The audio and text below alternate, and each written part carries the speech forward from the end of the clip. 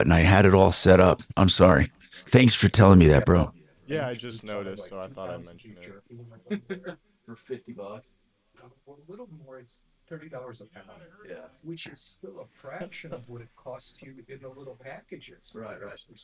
And it's so much better. I keep Wait. getting sidetracked on what I need to do. You buy the jack lamps. Well, I or was saying whatever it also, is, I and, like, understand the Exxon. 4 a.m. thing. Right. I want But even to if you sit buy with the good mixer feature, let's say, uninterrupted, but I supers, don't want to be tired, so I can't that do it after the package show per 'cause I'll ounce is pass out. twice what. Yeah, and not as good. Not as good. It's all like That's, chewy. that's fair. And I've watched a couple of videos, and some of I them did are, buy last September. I went there to buy. such a high percentage are the accents are a little much for me. Dude, so And you take it up at you'll get a an code and invitation. you What plug is it in. it? I'm like, It's no, on It's a little no. Saturday difficult. Yeah, I got a of the tutorial weekend. online. No, sorry, keep going. No, you're fine. No, what? The monitor So stand, now I it's had the like stand, the- trying to take it off. Whatever it The is, lead we tab was like Yeah, slightly yeah. broken. Well, and it Stan was Matthews damaged the did monitor, work so in I'm slightly Washington, pulling. so Finally, I that get might so be- frustrated, I might be able so to late, compete I with just that. You have a headliner pull band. as hard as I can, and it Have you ever heard of snaps the out. Outlaw Country Blues? I don't think I broke So- it, so- but I know the monitor's fine. But I'm you fine. were Here. watching a tutorial Yeah, for this guy labeled it with the My friend's exact house. model number and the exact. It was the exact. The headliner It should have was been the exact always model. I opened it, the and then the big guy band talking about a inside monitor the this Outlaw size, and Country mine's a Blues. 32-inch curve. Whole band is coming to Meatfest. They're setting up their people. Hate those And how images. long? How do you get away with the noise power that goes till midnight? Or I look for one about So what outputs happens on is the we mixer start very because early, there's like around 4 o'clock in the afternoon. it's a We invite all the 16 neighbors, in, and they do come. I think 8 out, so I can create 8 And different several other mixes coming out of the high thing, power individuals? which is going to be awesome. Walmart corporate So guys come one in this person year. can have more So of we themselves invite in all their the headphone neighbors, and the and people then around the them. band Oh, really? is done in Oh, a few man. hours, Oh. but it's an early evening with the band. But then You're hip to a When stage Sunday setup goes down, where there is just yeah, one when guy sun with goes a down, huge this mixer becomes that just does the cigars, monitors. whiskey, Mhm. and Right? pork. Yeah. That's essentially what this is on a small Oh, scale. really? So Because you Oh, have the that's front just of called house cigar. soundboard that is is this big your ass brain shot? 128.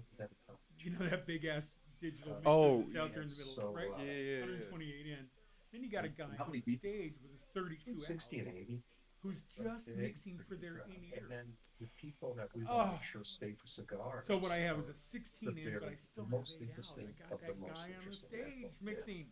And So I can adjust consequently, what each person last hears. year, If they want more That's- crowd or less crowd, I can do it. cigars. I never was they're able out. to do that Like before. I was only able to Wild- more you wild that didn't or you- more station Yeah, I or less I of would those two recommend things, but I can't do don't both. drive. I'm hearing this. And Oh crap! you gotta- Coming back. Uber to a local hotel. Monster.com. Hey, I'm Tom Martino. Welcome to the show. We have Paragon Services with us today. That's a public adjuster. Matt Stanford, I've known Matt for years. He does public adjusting. And what that is when you have an insurance claim, in this case, it's home or commercial property claim. He fights with your insurance company to get you a fair settlement. Now, you would think that the mere fact that you have insurance, they would give you a fair and just settlement, but they don't. I've said this before, and I'll say it again, and it's the God's honest truth. Insurance is the only industry where if you want to make money, you have to do less. Most companies, most industries, they do more to make more. With insurance, it's exactly the opposite. The only way insurance companies make money is by diminishing or decreasing what they do for people. So they turn down claims basically. Now they invest premiums as well. They make money that way. So they have premiums that you pay, they invest. And then they have claims that they pay out. But what they try to do is pay as little as possible. That's why they have adjusters. Adjusters go out and look at your claim, and their job is to try to pay as little as possible on that claim. That is their job. I don't care what they say, all the PR crap. That is the nature of insurance. It is to do less for their policy holders, hold on to more money and make better profit for them. Okay, so that's it. It wasn't meant to be that way. Insurance originally was meant to aggregate or spread out the loss amongst a large group of people and then have enough money to pay those losses. It was never meant to be a profit center. When it became a profit center with stockholders, you have basically diametrically opposed goals. The stockholders, they want to make as much money as possible. That means they want to withhold as much money as possible when it comes to claims. It's a terrible industry. It's one of the few industries that I've said is predicated on doing less for people. Think about that. You know, a car company, if they want to make more money, they don't come out and tell you, we're going to give you a lesser car. They give you a better car, so you'll pay more money for it. If you're a home builder and you want to give people, you want to make more money, you build a bigger or better home. If you're in an industry, any industry, and you want to make money, you do better. You do better. That's what you do. Insurance is exactly the opposite. In order to make more money, they must put the screws to you. Okay, it's one of the few businesses I believe should be government regulated or even done by the government, because profit flies in the face of what they should be doing. Okay, they should be helping consumers who pay premiums. That's the way it is. I'll get off my soapbox. Okay, I'm just so sick and tired of insurance. They make me sick. Okay, they actually have recordings of people saying at meetings that their first obligation is to make a profit, and to their stockholders, and then to their insured. So let's talk to Matt Stanford, Paragon Services. And again, Matt, I hate the business. I hate the industry. I totally hate it, especially health insurance. Health insurance, they call it managed care. What does managed care means? You know, they would have you believe that they have to manage care to keep prices down because doctors and hospitals are ripping you off. And they'll point to a $50 aspirin, or they'll point to a $2,000 a day stay in a hospital room plus meds and all that. But what they are not telling you is this: is that healthcare workers, hospitals, and doctors are not making substantially more than they did 20 years ago. The reason prices are going up is because the health insurance company put themselves in the middle between you and the healthcare provider. They are actually upping the cost to pay their profits. So that's really, think about it. Okay, they are in the middle, and they charge out the nose, and that's why people charge so much. It's because of insurance. I mean, if you ask Deputy Doc, for example, he had to have a full-time person in his office just to deal with insurance and try to get paid. And then they delay, by the way. They don't just deny, they delay claims, because a day delayed is a day more they make in interest. And then managed care is where they give you less. Okay, so they decide, is something needed or not? Not your doctor. You know, your doctor recommends it, but if they don't pre-approve something, you'll have to pay for it. And there are many times people, they need a surgery will help them, and the insurance company says, no, you don't need it. What the insurance company really means is, we're not going to pay for it. We want to make more profit. Okay, so by the way, I welcome, and I truly mean this, no one ever takes me up on it. I welcome anyone in the insurance industry to call me and tell me why they're a good industry. Okay, now it's true we can't live without insurance right now because things are so expensive. But what I'm saying is that their job is to do as little as possible for us, and insurance has become necessary partly because of insurance itself. If you think about that, the part or the reason we need insurance is because of the insurance overlay, because of the cost of insurance. It has become a game. Anyway, Matt, on claims, Matt, I want to ask you something.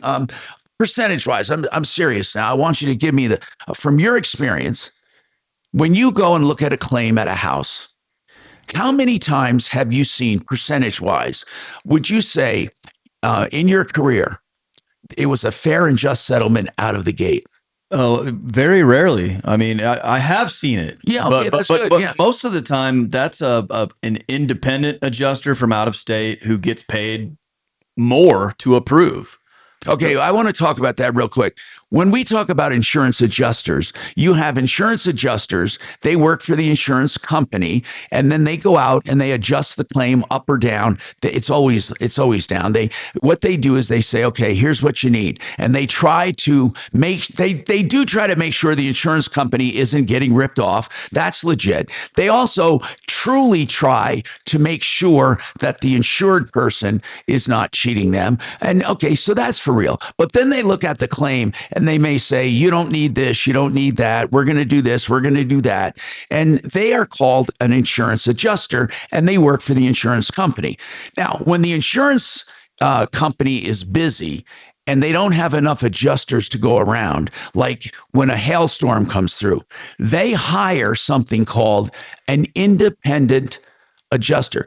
But this is a wrong name because they're not independent. They work for the insurance company. They work as a contractor to the insurance company.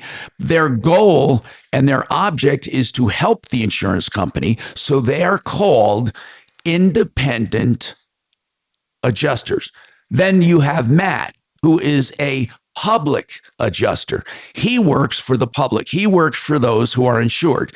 Now, when Matt said the real dichotomy here is independent adjusters actually get paid on their dollar volume. That is strange, Matt. It is. I've never understood. How does that incentivize, No, I mean, I think it's good for the consumer. So it is good. What you're saying is when an independent, let's say a big hailstorm comes through. They call it a catastrophic event. Or a hurricane or something. Okay. The insurance company sends out all of their adjusters, right?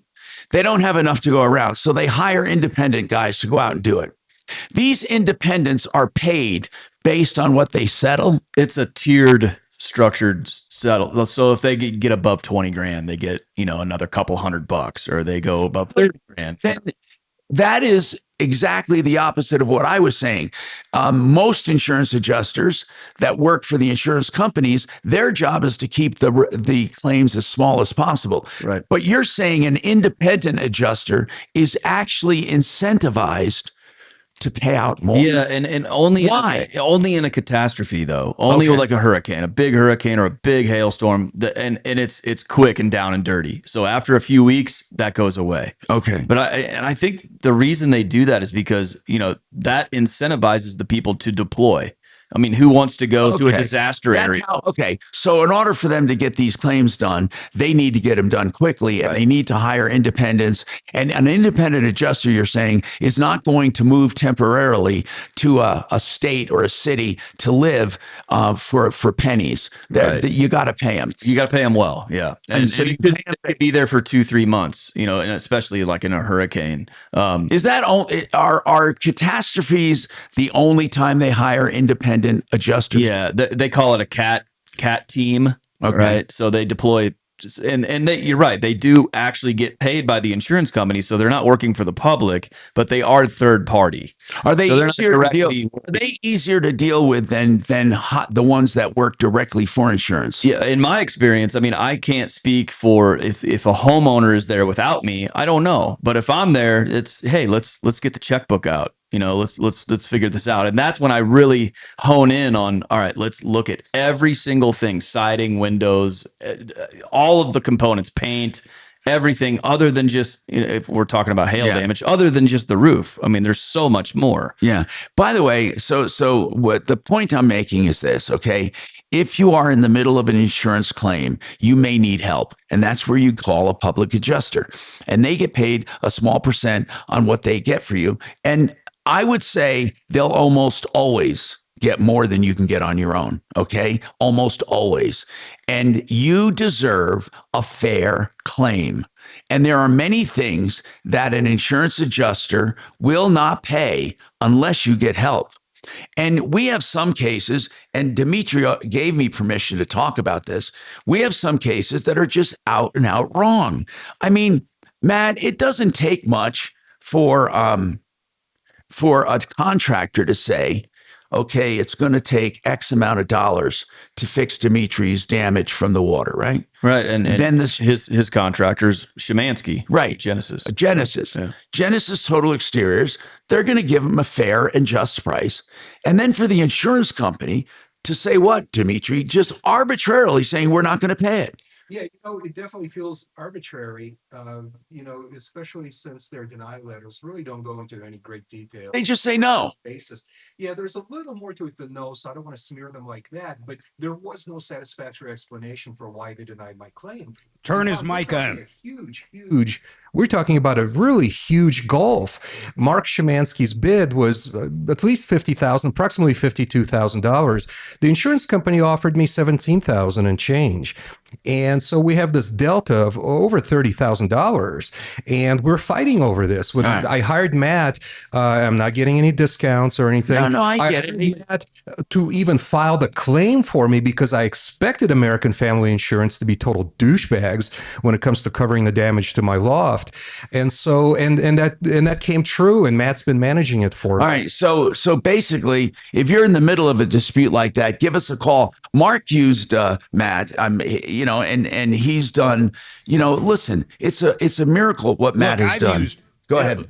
Let me jump in. Both times freaking Safeco said, oh, you don't have any claim. One was on a roof. I saw all my neighbors getting a new roof, and Safeco told me to pound sand. Matt got involved. I got a check for $80,000. Not only the roof, but the other hail damage that Genesis found, like on the deck and the siding and other places. Got a full paint job, a new roof on my barn, on our house. It was incredible, all because of Matt. And then not even a year ago, we had water come in from a hailstorm, and basically it flooded out our hardwood, and I actually had flood insurance, thank God to Compass Insurance, but they denied the claim. Matt got involved in that, and it went from $0 to $50,000. Wow. He is a godsend. Yeah, he is. And we'll be talking about that and more. Okay, I want to tell you about Apple Air. That's air with an E on the end of it, appleair.com, a family-owned and operated company for 40-some years. Let me tell you something.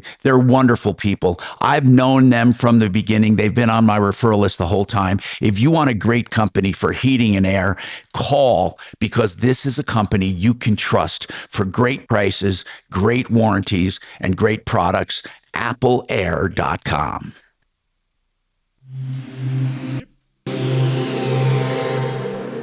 This is Denver's Talk Station with Tom Martino now. Dan Kaplis today at 4, 630 KHOW, Denver. Now, Impact Traffic. All right, not doing too badly right now. The big crash we had working and delay was I-76 out near Federal. That has been cleared off, and I-76 looks real good, especially west from I-25 all the way out onto I-70. I-25 coming in and out of downtown a little sluggish. 270's been running a little busy also out of Commerce City. East side of I-70 looks good, and 225, just a little bit of traffic around Parker if you're making your way south back to I-25. With traffic, I'm Jonathan Steele. This report is sponsored by Blindster.com. Hi, I'm Kyle at Blindster. Buying custom blinds shouldn't be complicated or stressful. That's why we make it simple and affordable. You measure, you install, and you save big on custom blinds. Ordering takes minutes, installation is easy, and we guarantee they'll fit. Blindster.com. All right, if you want the best price for a bathroom remodel, you want discountbath.com. The name says it all. Seriously, Chris and his team want to give you great prices, great value, great quality, and they'll talk price right up front. All of the planning and all of the estimating, all of that is done free of charge, complimentary, with no obligation. And then you decide if you have a great deal. And they encourage you to shop around and put them to the test, because they will give you a discount bath, but a beautiful bath. Hey, walk-in showers complete for $9,888. Think about that, under 10 grand, fully complete. And by the way, they can do your whole bathroom. They can do part of the bathroom, whatever you want. Discountbath.com, 720-979-2322. Yep. Yeah. Man, the stock market is on fucking fire thanks to Trump. Isn't that crazy? We broke 50,000 at one point today. That is Tesla good. off to the races. Yep. Walmart fucking crushing. Nice. I'm starting to like China. I can't believe I'm saying that. I mean, I know they're a bunch of assholes and they would fucking kill all of us in 5 seconds, but the economic impact of a great trade deal, including ending the war, would be awesome. Well, that is currently our only chink in the armor. Pardon me. Oh my God. Oh, God, Jesus man. Christ. You just said that, didn't you? Said what? Well, that the war is our only, the strike against us there. You mean chink in the armor? That's what he said. He just said it. That really is, Mark. That's one way to phrase the Iranian war with our partnership with our great friends in China. I think the Iranian war is going to be handled here pretty quick. And listen to how optimistic I'm going to be on the Russian war. I think it's going to be over fairly quick as well. Very nice. And hopefully by this winter we can be hitting the slopes. And we're picking up all these new seats in Congress. It's great to be an American. You know, I'll say something too, Shannon. I was listening to Bill Hammer and all these people that are in China, of course, for the summit. You know, they talk about crime and stuff. You realize if you pickpocket there, you go to jail for 15 days. They don't have fucking crime. And the cities are beautiful. At least the ones they're showing on TV. Yeah, I mean, there's a whole lot of, poop in the on the farms and stuff. Sure. Hello. Hey, Steve, can you hold on? I'll come to you right after we get out of this break. Yeah, that's a really good timing. All right, hold on then. I'll come right to you in a couple of minutes here. Hold on. So, it's there's really not a lot of indoor plumbing, but other than that, yeah. Yeah, but the new modern stuff is really nice. Yeah. If you think about it, man, 50 years ago, these guys were dirt farmers, basically. Rice farmers, which is, by the way, much worse than dirt. Rice farming is much worse than dirt farming. Oh, my God. Because you're up to your little pearly bits in stagnant water for 80 hours a day. Oh, God. Oh, so gross.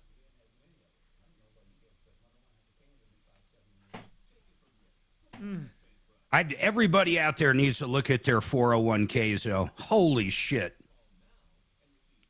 But, Mark, don't forget to listen to the news at the top of the hour, how bad our economy is. Oh, they can say whatever they want. They're crazy. Well, I don't even know where they get this shit. But they get through to a lot of soft, mushy-brained people. You know who they are.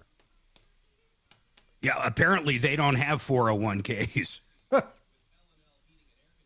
It's nice to have a 401k and an AK. That's a good combo. That is a great combo. Mm-hmm. That guarantees a great day. And a great outcome.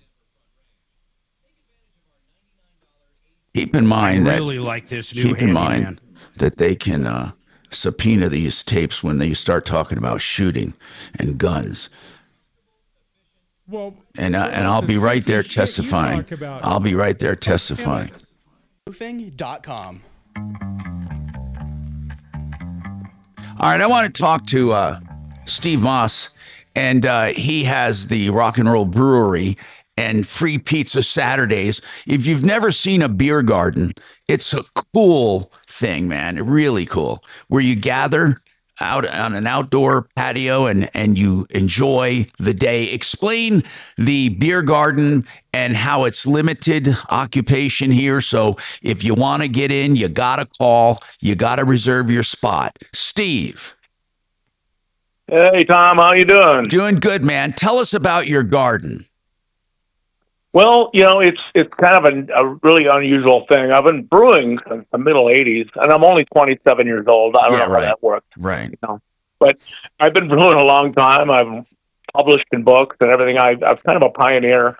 I've never really wanted to do it for a living where I have to sell so much and have that pressure. So we just try to sell enough to help pay some bills. It's 18 different beers, some on tap, some in cans, or both. And we have, specials all the time. Every Saturday we have free pizza about 4:30 from Domino's and Firestone. Thanks to them, they've, just a great sponsor, and I take care of them, and they take care of us. And so, and how you do know, people sign up? no purchase necessary. How do people sign up to go there on Saturday? Well, rockandroll.beer is the website, and some people get confused. They put .com. That won't work. So it's rock and roll, either the letter N or A-N-D, rockandroll.beer. And it's free reservations, or you could just walk in. We only have 25 at a time limitation, so it's a good idea to schedule it first. Yeah. And we do Steve, have fun things like bingo. Go ahead. Let me jump in here, guys. So Saturday, listen to this. You want a great time. You bring out your significant other. You get signed up, get the reservation done. 18 different handcraft beers, and I can vouch for them. The beers are incredible. IPAs to light beers and everything in between. Check this out. Cornhole tournament every Saturday. It's like $5. You can win over 100. Free bingo for beer. The guy keeps stuff going constantly. There's live music sometimes. There's a big tent. The brewery is literally right there. Everything you're drinking's right there. Beer to go, beer to on tap, but you got to get signed up, man. If you've never done it, Suzanne and I have been out there a couple times. We'll be out a couple more. It is absolutely fantastic. If you're brewery people, you got to check out rockandroll.beer. Yeah, that's the website, and they can sign up. So, yeah, we'll be reminding you through the week. But how long do you do these? How many can people make, for example, if they have a Saturday coming up where they have an anniversary or a party or something, then can they call ahead of time, or do you only take reservations for the immediate one coming up? How does that work? You can do these special events in a couple different ways. If they do it at the beer garden, yeah, they'd have to reserve 25 people at a time. Or there's one time a year I can have 75 at one time. So if somebody had a really big, a bigger wedding reception or corporate event or something, I could do it, but we'd have to book it. And then we just have to block out that time, that Saturday, and say, close to the public until that event's over. Just so you know, Tom, remember that snowstorm we had not too long ago? Right. Well, that destroyed our tent. I did not think it was going to be that much snow and that heavy. It, couple $1,000. So we just replaced that.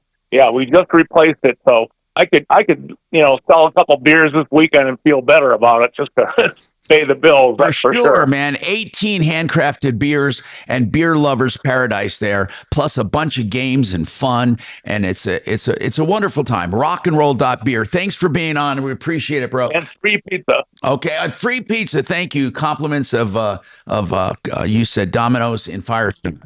In Firestone. All right, thank you very much. 303-713-TALK is our number, 713-8255. I have a real quick question for Paragon. They're texting us. By the way, our text number is 747-999-5280. Someone wants to know, when you do an adjustment for and you get more money, does the insurance company want to see what you're doing with the money? Do they what if you get them more? Does the insurance company expect these people to spend every dime on the claim? Yeah, their way of doing that is recoverable depreciation, right? So they hold, let's say your payout is $50K. Yeah. They're going to give you 30 up front and hold 20 minus your deductible. The 20 is released when either myself or the homeowner submits invoices for the work completed, or I can send a certificate of completion saying, hey, the work was done. Please release the money that you're holding. Now, whether or not you do the work, that's a gray area. Some people say, look, let's say a hailstorm, right? It hits your fence, right? And the insurance company pays you to power wash and restain your fence. They give you $5,000 for that. Some people don't care. I don't care about my fence. It's fine. They put that $5,000 in their pocket. Now, the problem with that is if you have another hailstorm and file a claim again, right, they're not going to pay you again for that thing. Right. They're going to, yeah. It's at your own risk. Yeah. But let's face it, a lot of people put money in their pocket. Sure. We have more coming right after this. Huh. Now, Impact Traffic. All right, not doing too badly right now. The big crash we had working on delay was I-76 out near Federal. That has been cleared off, and I-76 looks real good, especially west from I-25 all the way out onto I-70. I-25 coming in and out of downtown a little sluggish. 270's been running a little busy also out of Commerce City. East side of I-70 looks good. 225, just a little bit of traffic around Parker if you're making your way south back to I-25. With traffic, I'm Jonathan Steele. This report is sponsored by Blindster.com. Hi, I'm Kyle at Blindster. Buying custom blinds shouldn't be complicated or stressful. That's why we make it simple and affordable. You measure, you install, and you save big on custom blinds. Ordering takes minutes, installation is easy, and we guarantee they'll fit. Blindster.com. Hey, if you're talking about a great deal, then talk about Fix It 24/7. By the way, free second opinions always, and they do an extreme clean, tune, and check of your furnace or your AC. Right now, people, of course, are doing their AC. That's a $39 deep extreme clean. That means they take it apart. They clean every nook and cranny. They put it back together. They tune it and adjust it with a no breakdown guarantee. Dirt and grime are the #1 killer of your AC, and you can keep it alive, more efficient, running better for just $39 if you're a new customer. That's what they're doing. An introductory offer, $39. 720-526-3939. FixMyHome.com. Very nice. Thank you. Thank you.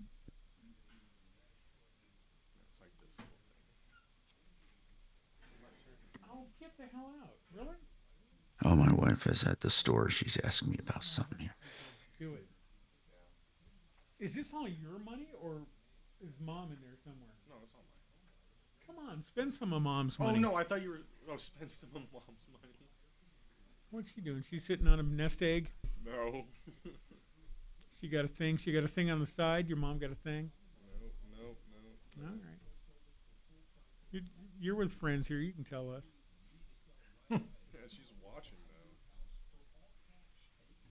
Is that why you had to make sure the stream was going, that Tom didn't start?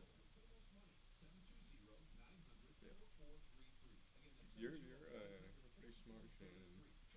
It is a burden I do not carry lightly. It haunts me. Does it now? Yeah, I'm like, God You damn it. haunt me. I wish I was stupid. They did a little study recently that showed people with lower IQs have more sex. God damn it. Well, that means you're probably busy all the time. I wish. No, I have IQ-wise, I have priced myself out of the market. Thank you.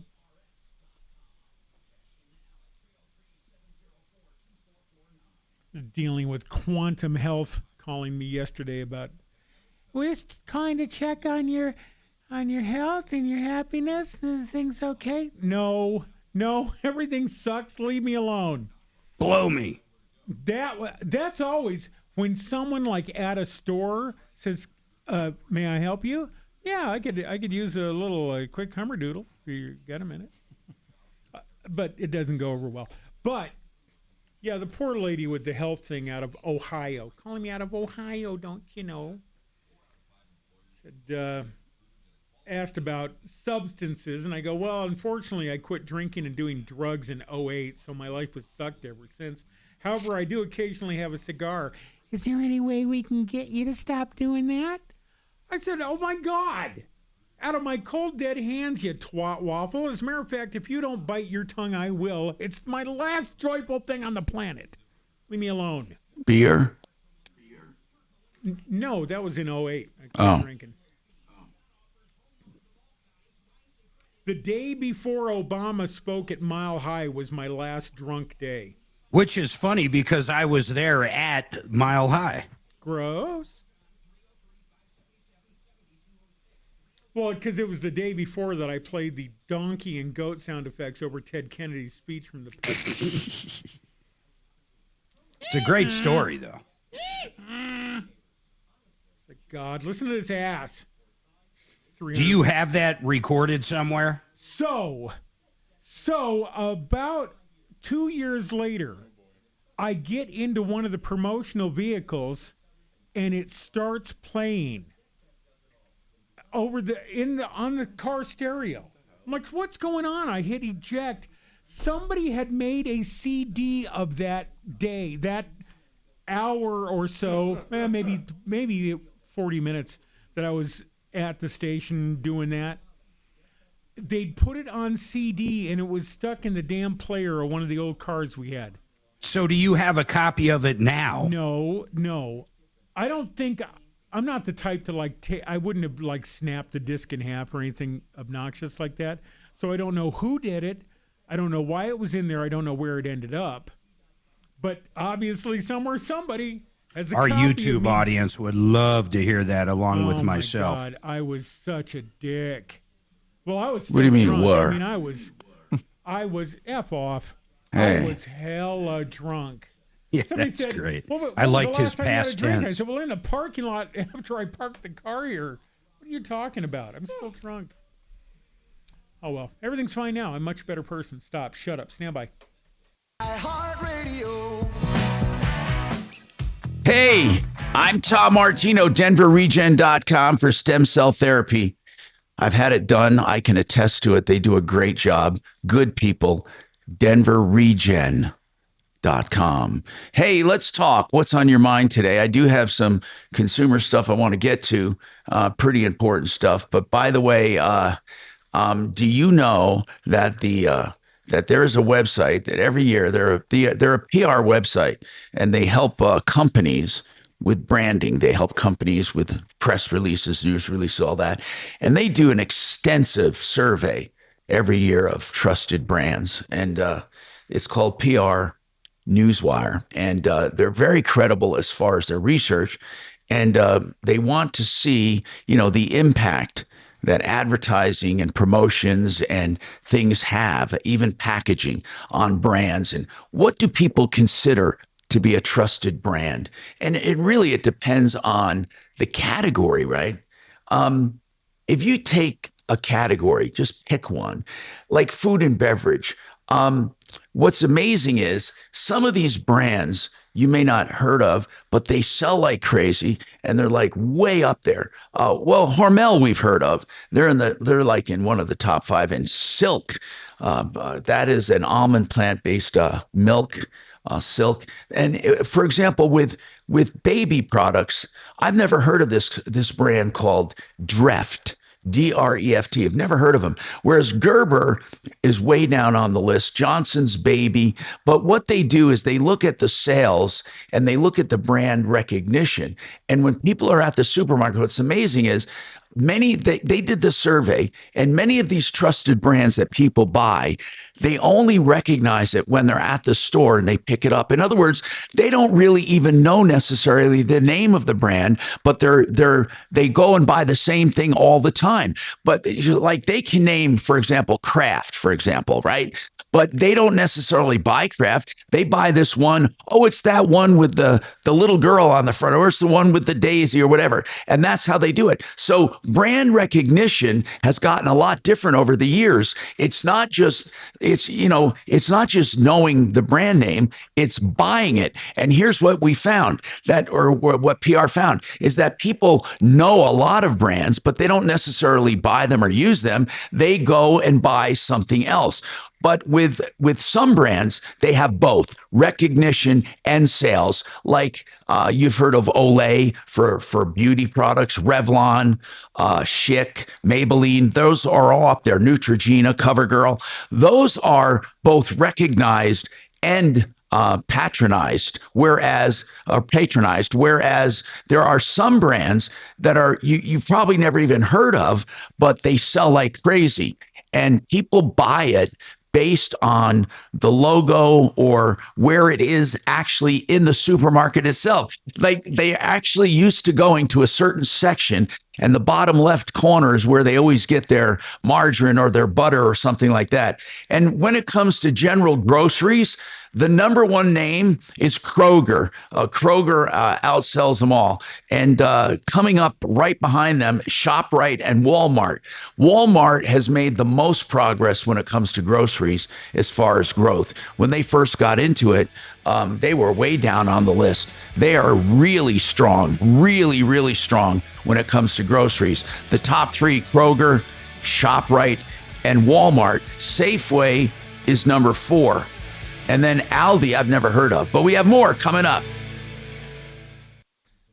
You don't get out much, do you, Tom? I've never heard of Aldi. Have you heard of Aldi? I've known people who had their gift registry at an Aldi. Yes. What are you reading? I mean, Walmart sells more private label than any motherfucker in the United States. We're not talking about Tom. volume, Mark. We're talking about people's what they call a trust. I don't even know what that means. Well, Not it's volume. They ask what brands do they trust, like for groceries, and Is it like brand loyalty? it does. Right?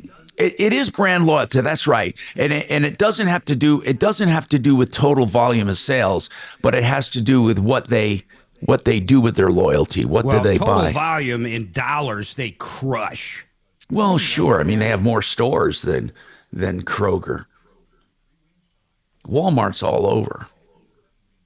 Like a rat. Well, I'm just talking in the U.S. I mean, worldwide, of course. Well, and Tom, are you talking specifically about people who have signed on to a company's loyalty program? No, well, here's what they've done. They ask people why they buy stuff, what do they buy, and why. And then they find then they put this all in a hopper and they come up with this survey of what people are doing and why.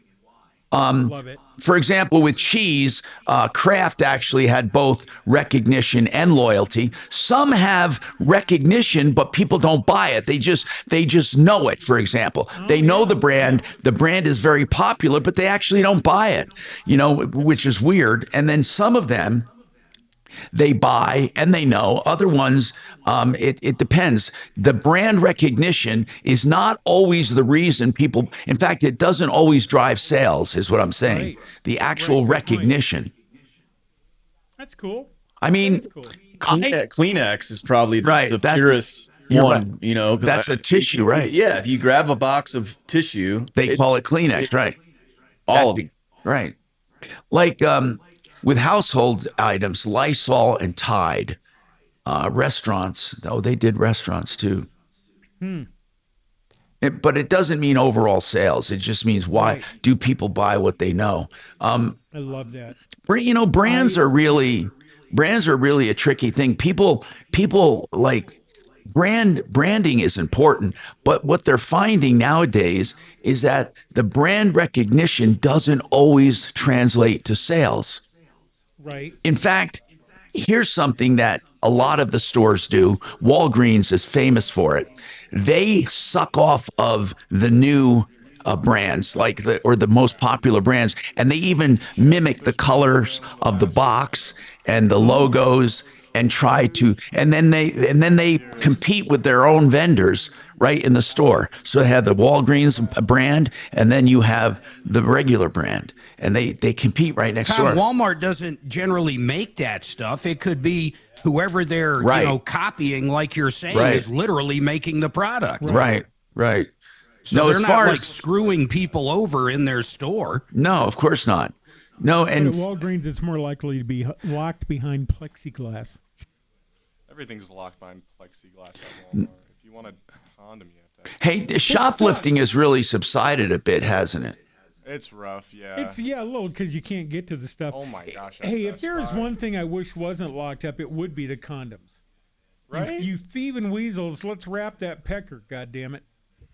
Very expensive. Quit making little You criminals. shoplift in China, you spend 15 days in the pokey. 15 days? You shoplift here, you get a kiss on the forehead and a slap on the wrist. You don't even get arrested But here. do you remember when people literally were just walking right out of the store with giant They carts? still do that in liberal Literally, cities. oh my gosh. How about that California mayor that pleaded guilty to being a Chinese spy? God. Yep, that was a good one. That's fucking unbelievable. Well, when I go where the money is too. when I worked at Best Buy, people would run in and grab handfuls of either chargers or sometimes just run behind the counter and grab PS5s and Oculuses. And if we did touch them, we were fired. Which is just, I don't know. Can Well, you that's believe that? because they don't want you to end up getting shot and then they get sued. Oh. Okay, that makes sense. A little bit. I guess. But no, it was like every other day people were running in and grabbing expensive stuff and running out. I'd come up with some sort of like 1 inch of water with electricity running through it on the way out, and I'll turn it off if you empty your pockets. If not, I don't know why we never invested in private security, but we invested in some of the a sniper, just a sniper out front. You go. Air 1, Ghost Rider to Air 1, you have clearance to engage. Well, I'm really shocked that 29% of people think the economy is worse now than it was under Biden. I really am shocked. The news. They watch the news and are told it is bad. Oh, so therefore it is bad. Correct.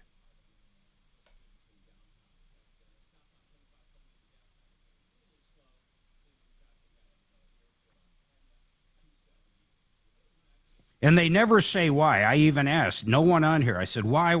Not one person. Oh, there's Brian. He was listening to that.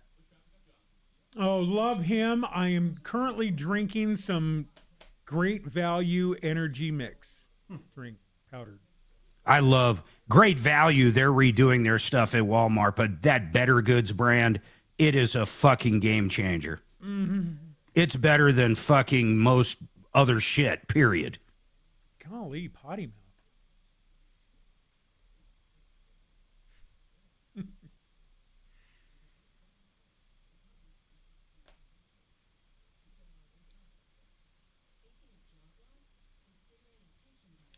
Friend of mine's dad in high school did the Kroger knockoffs, whatever that.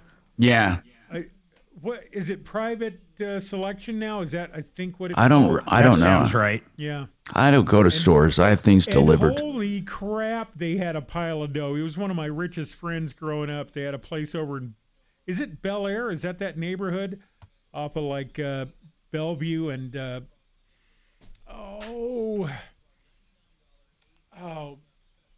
Carmelo Anthony bought a house in that neighborhood. But, Case 13's like, I don't have a 401k. Really? So it's time to save up. You better get an IRA or something, Case. Because it is growing people hey-hoing. Oh, my God. You got a 401 through iHeart, don't you? Yeah, and I could get that condo in the Springs that's walking distance to Wiener Schnitzel if I wanted. You're going to be, you actually, as long as you worked for them, I bet you sock some of that away now that you're not paying for college. But the second wife, she blew my money a lot faster than she blew me. Yeah. Ripped off, bad news. You need advice so you don't have to lose. We'll come running just as fast as we can. Troubleshooter's gonna help the common man. This is the Troubleshooter Show. Now, Tom Martino. Hello, I'm Tom Martino. We got Marc Mager, and we got a guest today, Matt Stanford from Paragon Services. This hour brought to you by Frank Duran, therealestateman.com. Call him for an analysis of your home. He'll tell you what it will sell for on the market based on the comps, the neighborhood, supply and demand, interest rates, all of the factors. It's a very detailed report, free of charge. Absolutely no obligation. But if you are going to sell, you'll never find anyone better. So call Frank for your analysis. 303-920-1622. Frank Duran, therealestateman.com. So we're talking about insurance claims. We're also talking right before the break about brand loyalty. And the point I was trying to make, okay, here's the deal. Here's what's strange about brands. People know brands and can spout them off, but the ones they spout, the ones that they can just name right off the bat are not necessarily the ones they buy. But the brands they know takes them to the store and to the shelf, and they might buy something right next to it because that's the one they like. They save a little money, and that is their brand. But some people can't even name the brand that they use. They just know where it is on the shelf based on the other brand names. So branding is important, but sometimes brands don't necessarily drive sales. That's what's really strange about it. It drives recognition, and then a lot of companies literally make money off of the other brands' advertising. They even mimic the colors, and a lot of the stores have their own brands. And this is what's really weird. You have your product as a vendor for sale at Walgreens, right? And right next to it is Walgreens competing with you with a similar colored box, and it even says the same ingredients as such and such. So branding is really weird nowadays, okay? People do know brands because brands do a lot to get their name out there, and social media is one big way they do it, but they don't necessarily buy the brands that they know, and they don't even know the brands that they buy. So it's really strange. So, go ahead, Mark. Listen to this, man. So Walmart, they've got Better Goods, which is absolutely high-end, delicious private label. But let's just talk about Great Value, which, by the way, they're doing a full refresh on, which is unbelievable. And Walmart's also refreshing all their stores. They're going to look totally different than anything you've ever seen. But check this out. 9 out of 10, or 87% of households in the United States, have some Great Value in their house. Think about that. 9 out of 10 people have something right now in their house that is private labeled Walmart.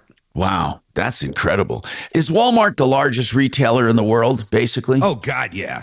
I think they might be close to the largest employer, and they're a hell of a good employer, man. Honest to God, they take care of their people. The old days are completely different. I don't know what they did 20 years ago, but it's incredible. A store manager can easily make $250,000. I mean, easily now. I mean, you work your ass off and make sure everything's going good, but it's ridiculous how well they pay their employees. Their health care is great, everything. Anybody out there looking for a job that thinks, oh, I don't want to go work at Walmart, let me tell you, the chances of starting there and 10 years later and making 70 to 100,000 a year are pretty damn good. Wow, that's pretty cool. Now listen, outdoor grills. What do you think is the number one name in outdoor grills, gas grills? Coleman. It's Weber. Yeah. Weber. And by the way, it's Weber as far as overall sales as well. Weber takes best gas overall, and then also they take premium gas ones, Weber. Weber has the top 3 slots, and then there's something called I never even heard of Napoleon. Have you heard of Napoleon? No. I've heard of Traeger. Traeger is on there. And Traeger's pretty high end. Now that's the pellet smoker one, though. I think. No, these are grills. These are not smokers. These are grills. As far as smokers, I don't know about smokers at all. I mean, Mark, do you have a smoker? I got 2 smokers. I got 2 grills. I'm looking at getting a Blackstone. Right now, though, the highest units sold with griddles is Blackstone. Wow. I've got one, and it's awesome. What do you do with it? Well, just mainly like stir fry or bacon and eggs. If you don't want to stink up the house, frying bacon, it's great, man. It's just a big flat cast iron. Now in Colorado, I don't do a lot of outdoor cooking. I mean, I once in a while will do some steaks, but can you grill outdoors almost to 3 seasons, right? Hell yeah. You can do 3 seasons. I smoke 365. All year long, you can smoke. Yeah, because you place the smoker on the deck. Oh, you run it with your phone.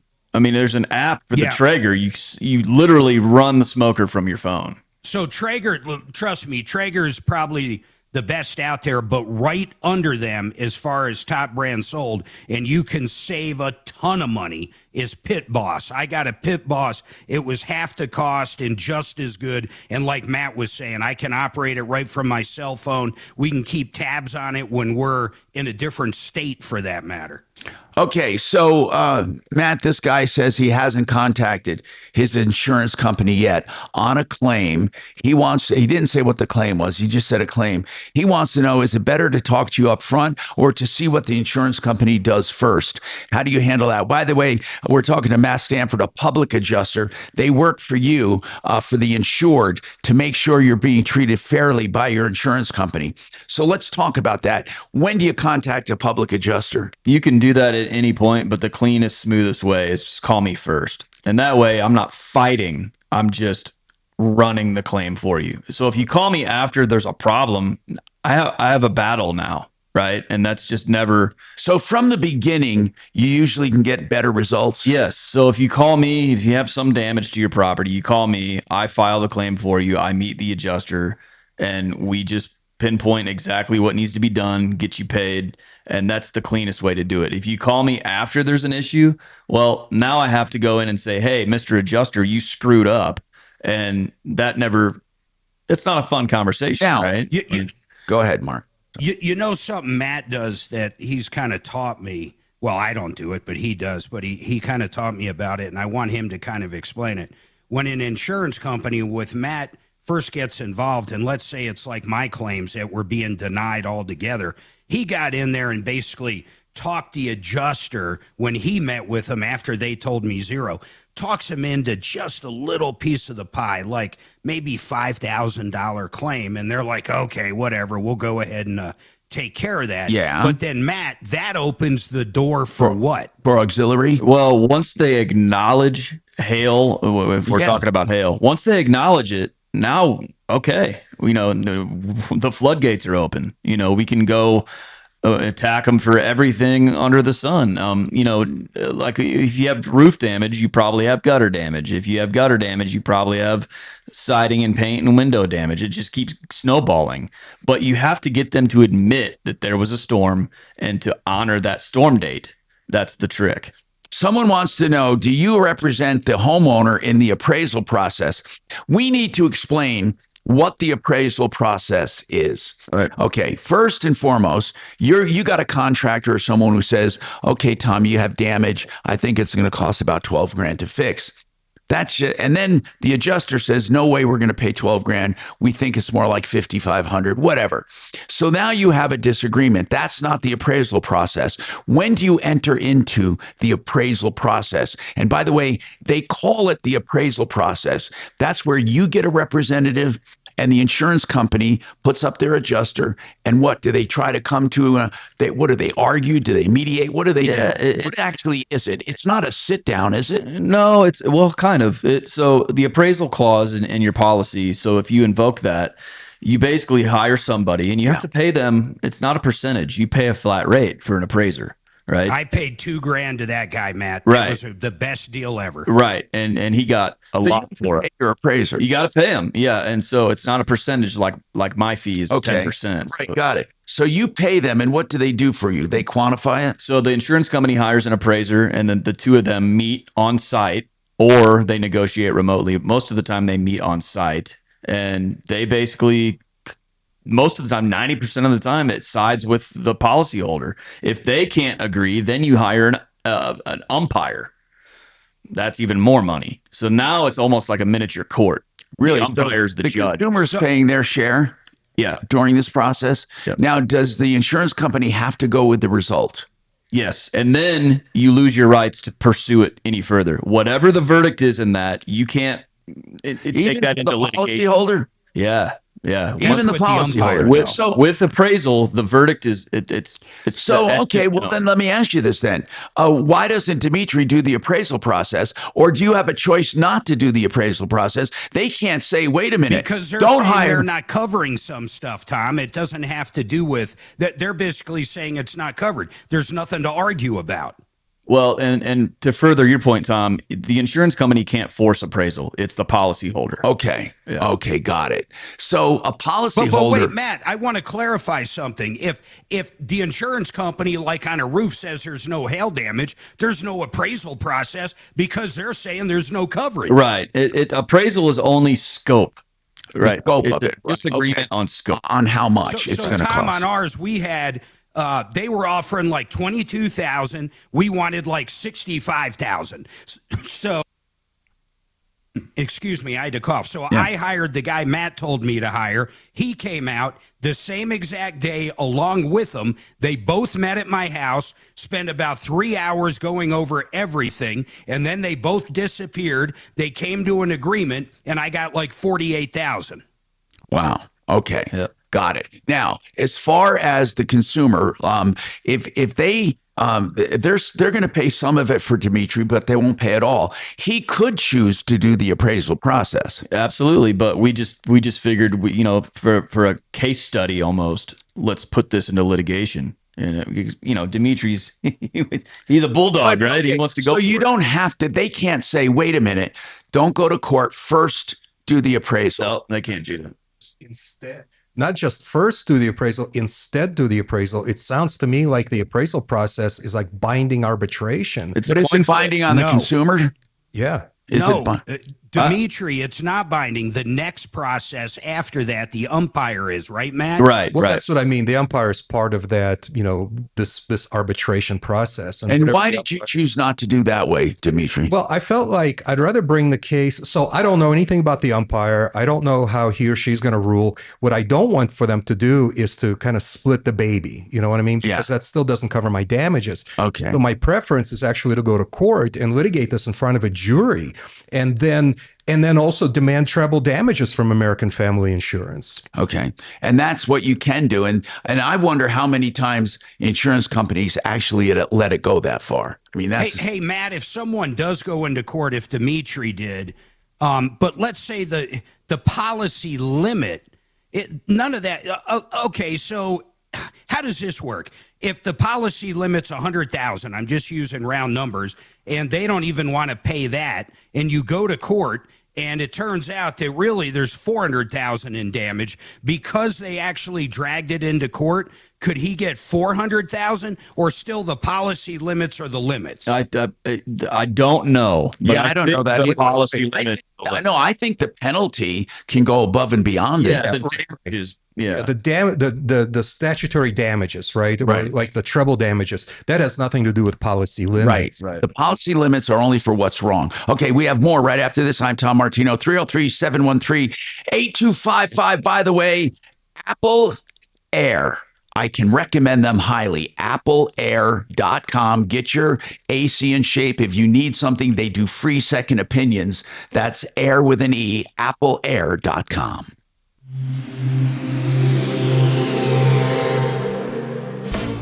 I get by with a little help from my friends. Ringo Starr and his all-star band. With friends Steve Lukather from Toto. From Men at Work, Colin Hay. From Average White Band, Hamish Stewart. June 9th, Belco Theater.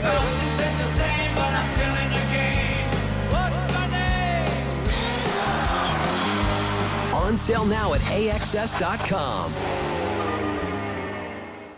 If you want a great auto repair facility, SheridanAutotech.com. We're talking about a great place with experience, education, longevity, value on Colfax, west of Wadsworth, SheridanAutotech.com. They even do electrical. They can do preventive maintenance, heavy repairs and maintenance. 303-455-7242. 455-7242, SheridanAutotech.com.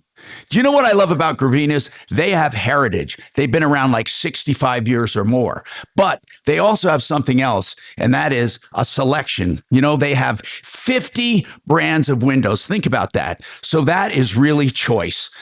Gravinas.com or 303 Gravina. Yay. I like this Sonny guy. Who's this Sonny guy? Suzanne, who's Sonny? Who? Oh, that's Uncle Sonny.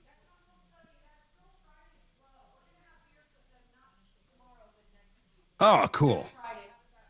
What a great guy. He's salt of the earth, and I haven't even met him. Is this somebody on YouTube, Mark? What's that, Shannon? Is it a commenter on YouTube? Yeah, he is. What a great guy. First of all, I can tell you, he just knows his shit.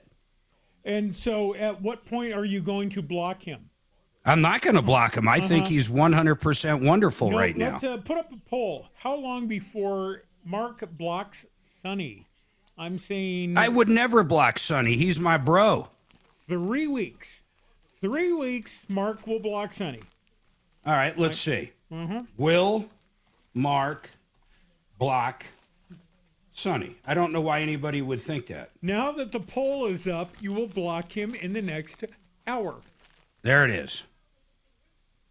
I don't know why I would block him, though. He's a man of truth. He's like Superman, justice and stuff.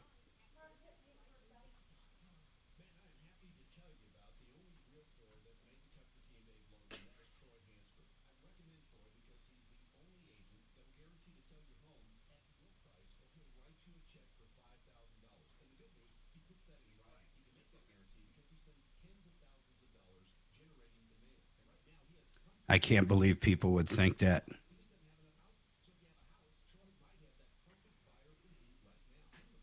Hey, Kanga, there's nothing to do with my ego here. I can just tell that he is I don't know, how do you put it, a saint maybe? I don't know. The poll is already running 60-40. Well, that's just people messing around. Some coffee one upstairs. Shannon, I'm shocked 20% of people on YouTube think Biden. You remember the guy that couldn't even open his eyes? The guy that said, I don't even remember what I was thinking. I thought that was Tom. Okay. Oh, I got it. Sonny is the one whose daughter was making out with her boy. Well, I'm going to use the term making out very, very loosely. I would expand on it, but I won't. Okay. I mean, if you make out naked in the back of a car, I guess that's making out. Oh. Making out naked. Yeah. Yeah, in a parking lot, Tom, in the back of a brewery. Well, they say, first base, second base, third base, maybe that kid got an inside the park home run. I don't know what happened there. All I know is everybody walking in were like, hey, did you guys see the peep show out in the parking lot? Hey, by the way, it's too bad we lost Craig Morton recently, but with his passing, I thought about a time that his wife and Ron Zappolo got busy in the parking lot at our family's restaurant. What? Somebody comes in and goes, hey. Things happen. I remember one time seeing Tom in the parking lot at iHeart buck naked. What? Well, that's me. I do that.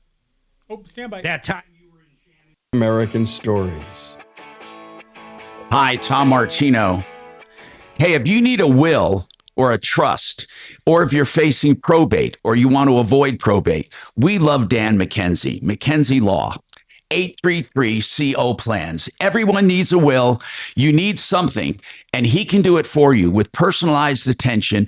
A great law firm will sit down with you. They're very efficient. They don't leave anything uncovered. You will feel really secure with McKenzie Law. 833-CO plans or coplans.co. Okay, let's talk. Mark, we got Matt with us from Paragon Services, and I have a couple texts.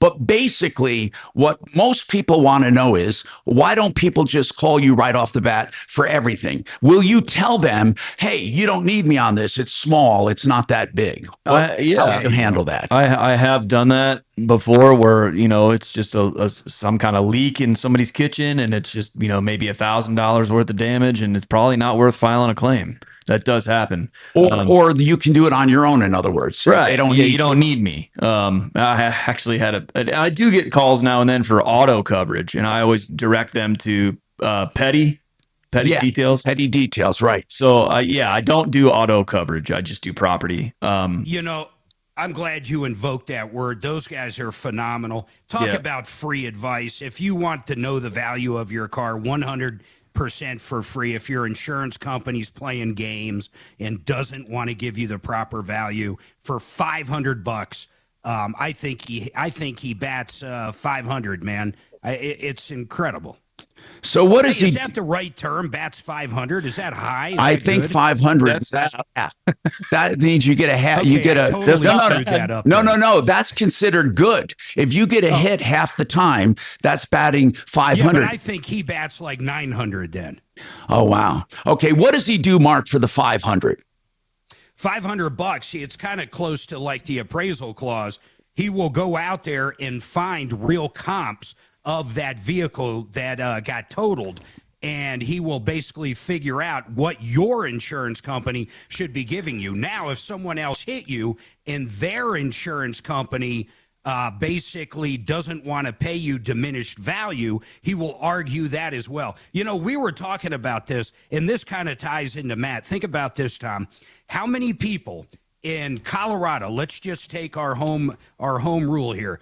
How many people have been hit by somebody else, have their car fixed, life goes on, never realized they left anywhere from $3,000 to $20,000 on the table for diminished value? They simply never asked for it, and that goes to Matt. Matt, how many people have hail damage, turn it in, get a new roof, life goes on, and they left siding, painting, everything else. They left $30,000 to $100,000 on the table. Yeah, it happens all the time. You know, people get a new roof, they think they're good, and they move on. And they don't have an eye for it, right? So they're not walking around their house looking for hail damage because they don't know what they're looking at.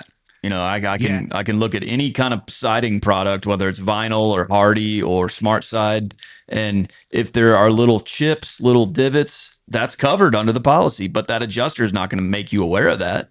Talk about windows, Matt, and if the little if they fail because of not the seams, what are they called?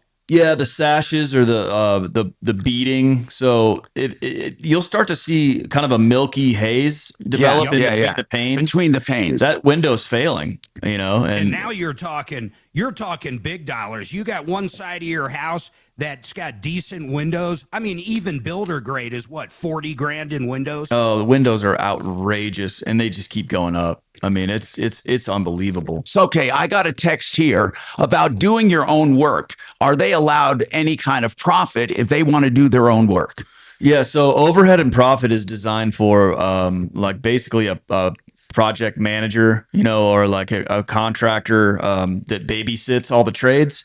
So if you decide as a homeowner, well, I'm going to babysit the trades. I'm going to hire my own painter. I'm going to hire my own, you know, roofer and do that. You know, you can be your own general contractor. You're entitled to overhead and profit. The insurance company doesn't necessarily need to know who's doing the work. So you can orchestrate it yourself. But the goal is to, if you have more than like 3 trades, let's say it's paint, roof, and gutters, right? Yeah. There's 3 trades. Then you, in most cases, can request overhead and profit, which adds 20% to the claim.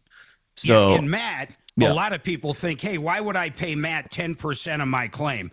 And I mean, not just you, but any public adjuster. So think of this. You got 3 different things needed on your claim, just like Matt said. Roof, gutter, siding, painting, whatever it happens to be. You got 3 different things. You're paying Matt 10%. He's going to go out there and find stuff you never even thought of. He's personally done it for me. I would have never thought of some of the stuff I got paid on.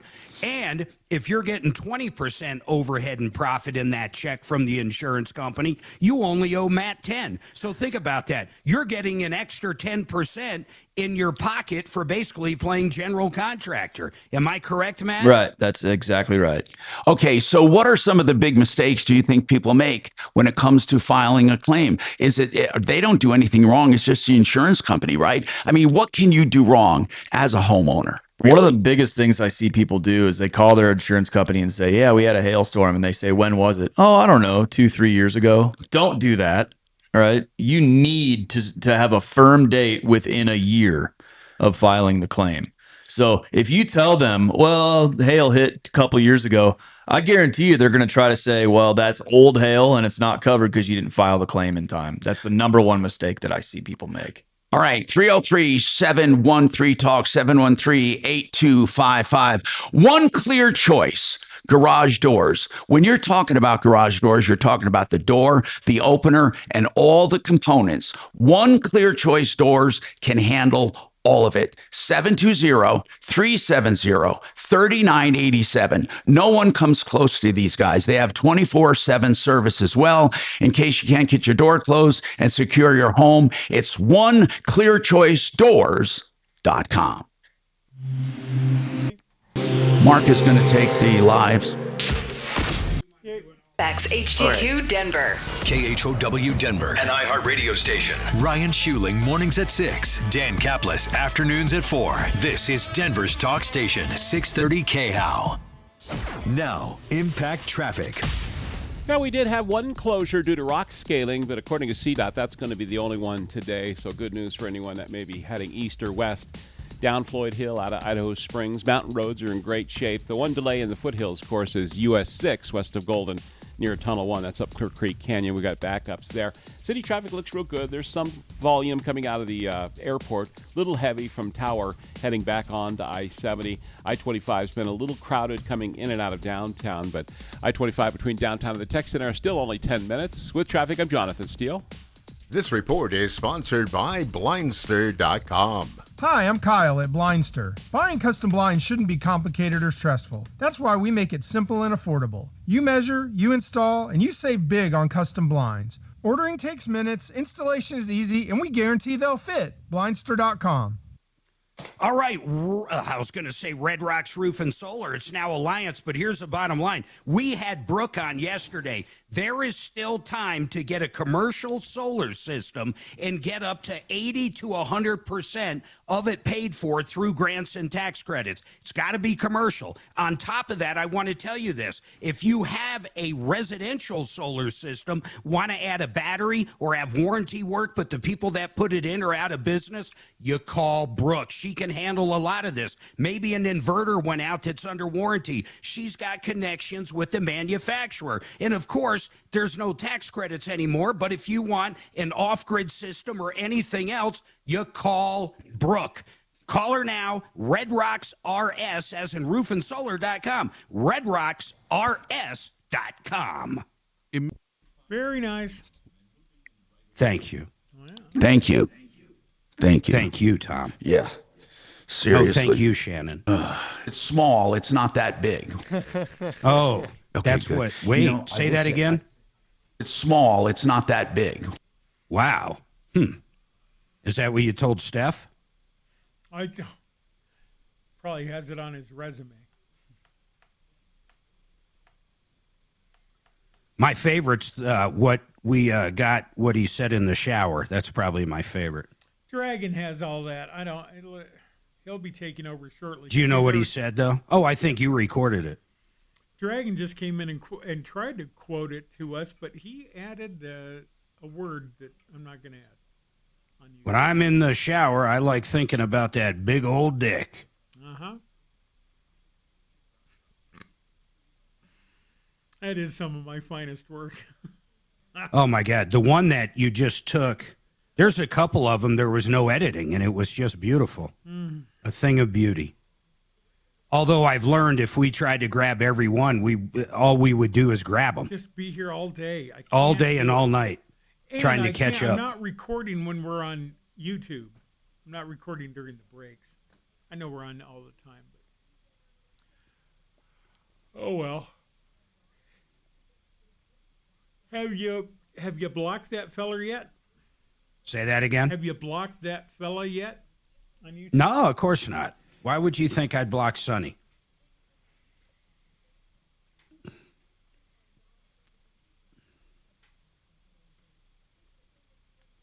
Maybe we do a rock and roll. Hey, if we go up there and set it in the future, Tom, will you take the chopper up and land her? Yeah.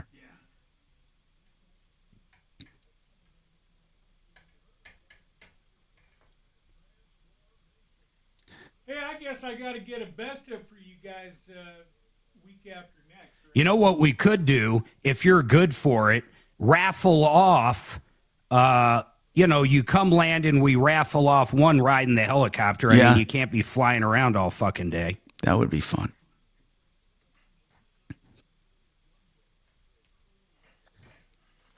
And then we can have Dimitri out there. And what would you raffle off with Dimitri? A date. That'll bring in the strippers. Mm-hmm. And I get cold. But I would wish I wish I did get to meet Summer Skanky though. Mm-hmm.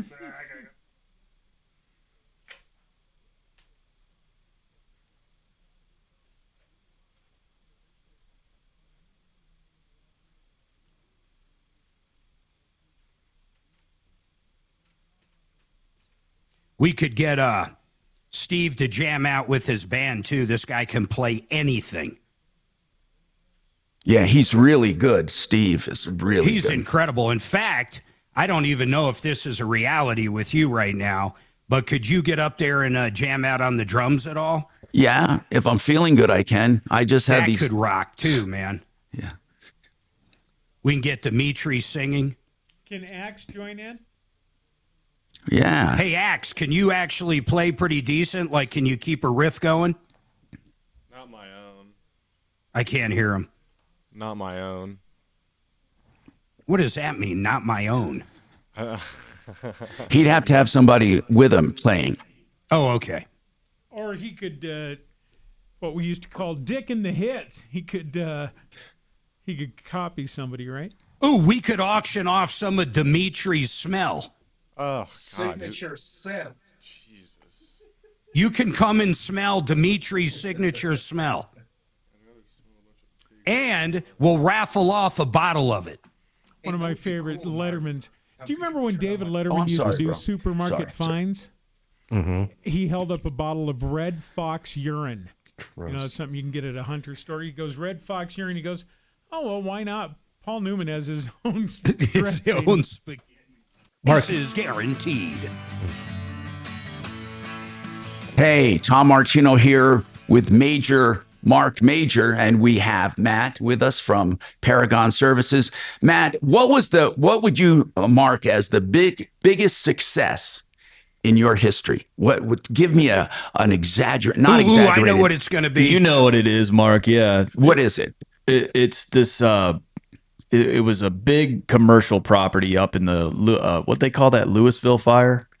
Okay. Boulder County. Yeah, I know. We know. Yeah, so it was this giant laboratory, and it got smoke damage, not direct flame damage. It was just smoke. Okay. It was Liberty Mutual came out, and they said, we'll give you 60 grand to basically clean the building, like Molly Maid, come in and vacuum the floor and wipe down the wall, right? Well, I get in there, and I hired an environmental hygienist to come in and do some sampling and testing to see how bad the smoke damage was. Came back with his report, submitted that to Liberty Mutual, ended up getting almost $6 million. You didn't say that. Yeah. Wait a minute, $6 million. Yeah, it went from 60. I mean, imagine that. You know, they boy, Matt, that had to be your biggest payday on a single job as well. It was, man, and I wish I could have charged the full 10% on that one, but I didn't. But yeah, that was, if I could do just one of those every month, I'd be on the yacht. I wouldn't be sitting here. You'd be hanging out with Elon Musk and Bill Gates. Exactly. But yeah, you on know, the Epstein Island. That was just such a good win for me. Not only the amount of money, yes, that I got for them was great, but just the fact that they dangled that for them. Mark, didn't we have a woman that we sent to him that was offered what? Yeah, this one was pretty cool too. They offered her. So first of all, her deductible was over $1,000. It might have been $2,000, and her skylight was dripping or leaking. So they said, okay, we'll give you it wasn't much, man. It was like $3,000 or $4,000. And after deductible, she's lucky to have $2,000. So Matt went out and got her $700,000. Oh my God. I remember that. I thought it was 8,000 they offered her at first. Was it $8,000? Oh, and I'm sorry, it was like 80,000, not 800,000. Yeah, it went from 800 to 80,000. Yeah, I remember eights in it a lot. Yeah, 8, and that was a long time ago, man. That was probably 10 years ago now. Yeah, was it that long? Yeah. Okay, so this is really crazy. Do you know one hospital was trying to figure out their outbreaks, and people from the people related to the hospital workers. And I'm bringing this up because of the hantavirus. people related to the hospital workers were getting sick. Okay, but they had great operation. They did not. They were not reckless, but they found that the scrubs themselves, when they came home and took off their scrubs, the scrubs were contaminated.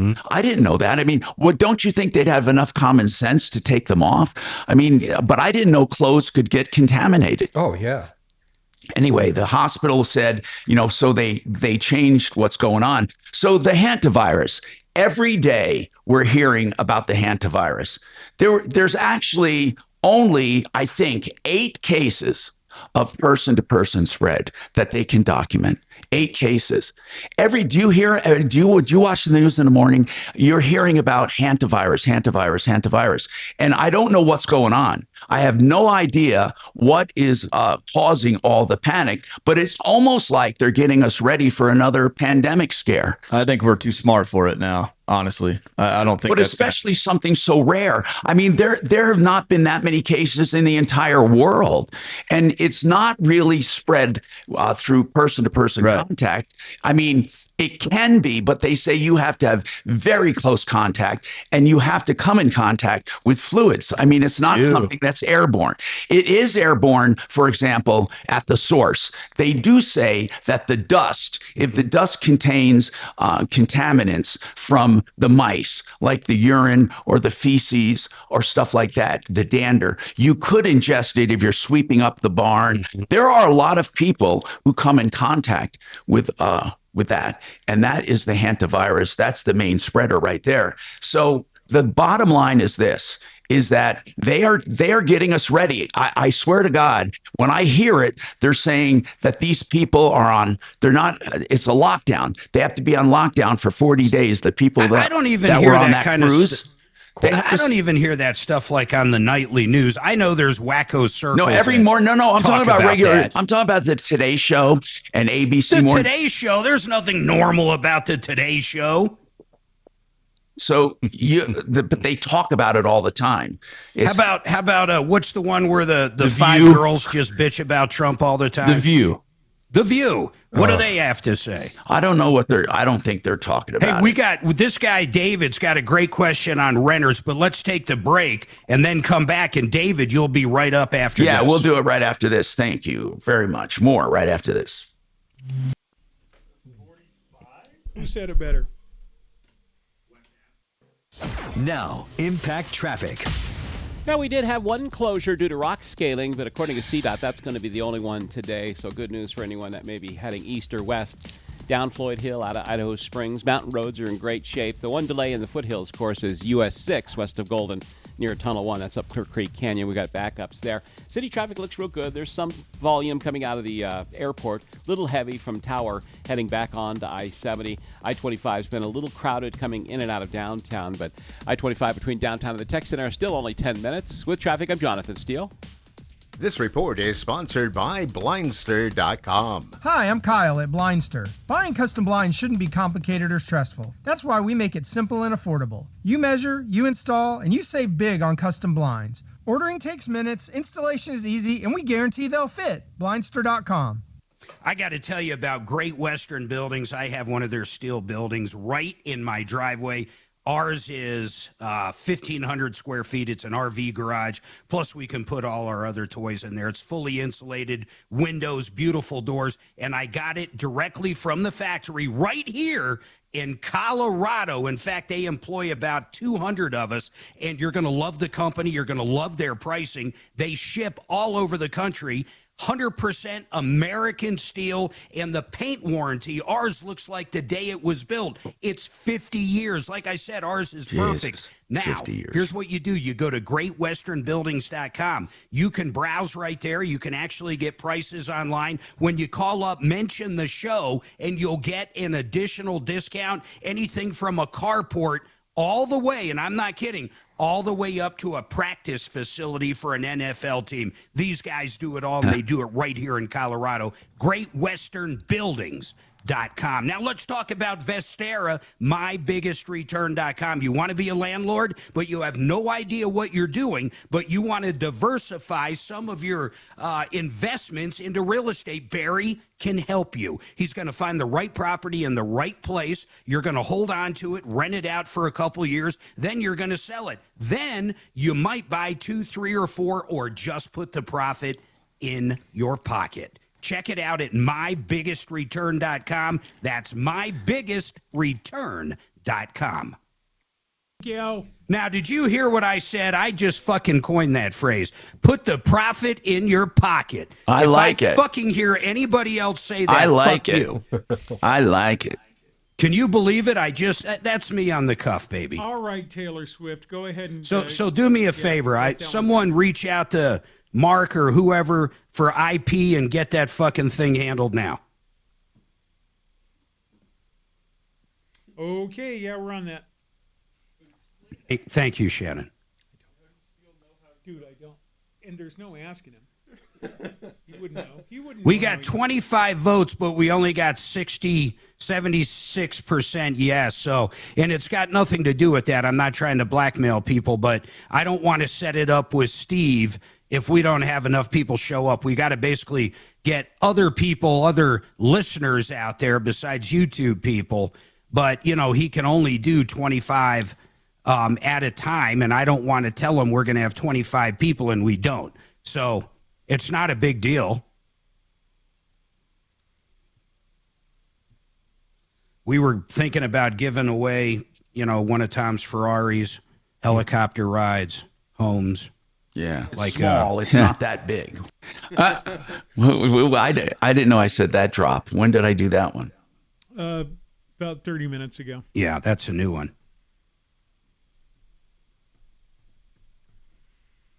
Improper handling of scrubs was found to show bacteria and viruses. I didn't know that shit lives on clothes. Oh, yeah. Oh, my gosh, that's got to be the ickiest thing. Tim, I don't know if he can do, I don't remember if he can do Sundays or not. I just don't remember. It doesn't matter, though. We simply don't have enough people right now. No helicopter ride for you.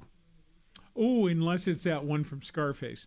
I like this. The Today Show spreads more disease than a cruise ship. Ah! Oh, with the meeting out there in Rockefeller Plaza? No, what was it?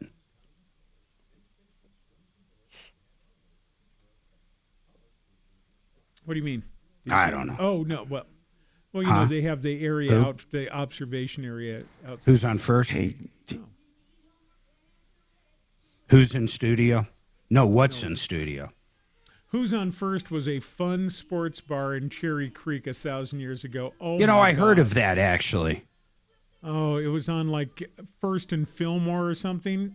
Like how long ago, though? 30 years, at least. It closed probably 30 years ago. Oh, man. Who's on First? We used to call it Who's Passed Out First. Oh, that was a good time. I go down there, or the former Cherry Cricket before they cleaned it up and made it nice, because it was an armpit back in the 80s. Oh, icky. And then we had one on Colorado Boulevard in Evans called Mr. Bo's Retreat. That was a lot of Naugahyde. Where was that? Didn't you go to my cyber cafe with Jay Marvin way back when? Mr. Bo's was at Evans in Monaco. No, I'm talking about you at my cyber cafe with Jay Marvin. A previous conversation, and yes, I stopped in there once. I knew it. And your place then became a very nice pool hall, right? I don't know what it is now. Wasn't it a pool hall forever? Come on. No, it was, no, you're thinking next to it was Pinky's. Okay, here you go. Stinky Pinkies. Hi, Tom Martino here. Welcome. Hey, Mark, listen to this one. They moved into a community with an HOA. No, with no HOA. And they loved it that way. But some of these people noticed that when the community was first developed, there was an HOA and it went dormant. So they looked at the bylaws and they followed the procedure to take it out of dormancy and to make it active. And they put out a vote, and they are voting for an HOA. And this person said, I never wanted an HOA. Not only that, they're voting on the dues they're going to start charging. Well, they did. That person did agree to an HOA when he bought the property. I know, even though it was inactive. Even though it was inactive. So now this person but wait, is... that still means there was an HOA. Right. That's right. And this is something I want to warn people about. This person is calling it a zombie HOA. They literally bought it there because no one bothered anyone. Now they're going to have all kinds of covenants. In fact, it's not that they're going to have them. They were there. They just weren't being enforced. So this person wants to know, is the fact that it wasn't enforced, does that make it okay? In other words, not if everybody voted. Yeah, I don't know where the vote is right now. They said they are voting on it. The texter probably doesn't want to get rid of that couch in his front yard. Yeah, but man, can you imagine moving into a place and then having a committee come over saying, by the way, we're forming this HOA.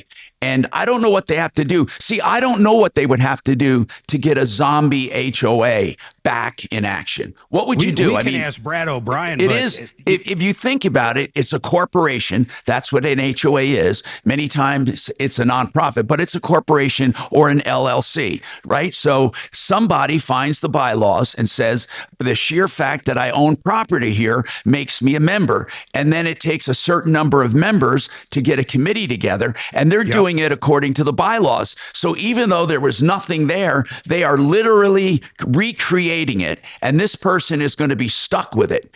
And think about it. I mean, they're going to have at least $100 a month in dues, at least, for common areas. I don't know what the HOA is going to pay for, but it would be a curious question for Brad O'Brien just in general, and then maybe David. Let's pull David up. He's got a question on renters that could tie in with Brad. Thank you very much for reminding me about that. Go ahead, David. You're on with Mark and Tom. What's happening?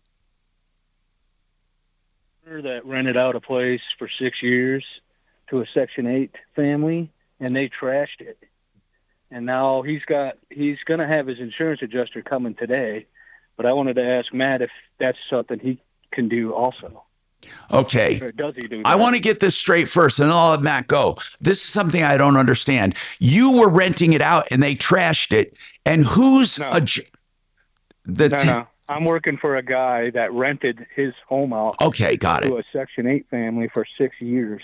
Okay, got it. They trashed it, and they finally got him out of there. Okay. But now it's trashed. Okay, so you're wondering, is his homeowner's insurance going to give him trouble? First of all, I want to assume he had a landlord policy.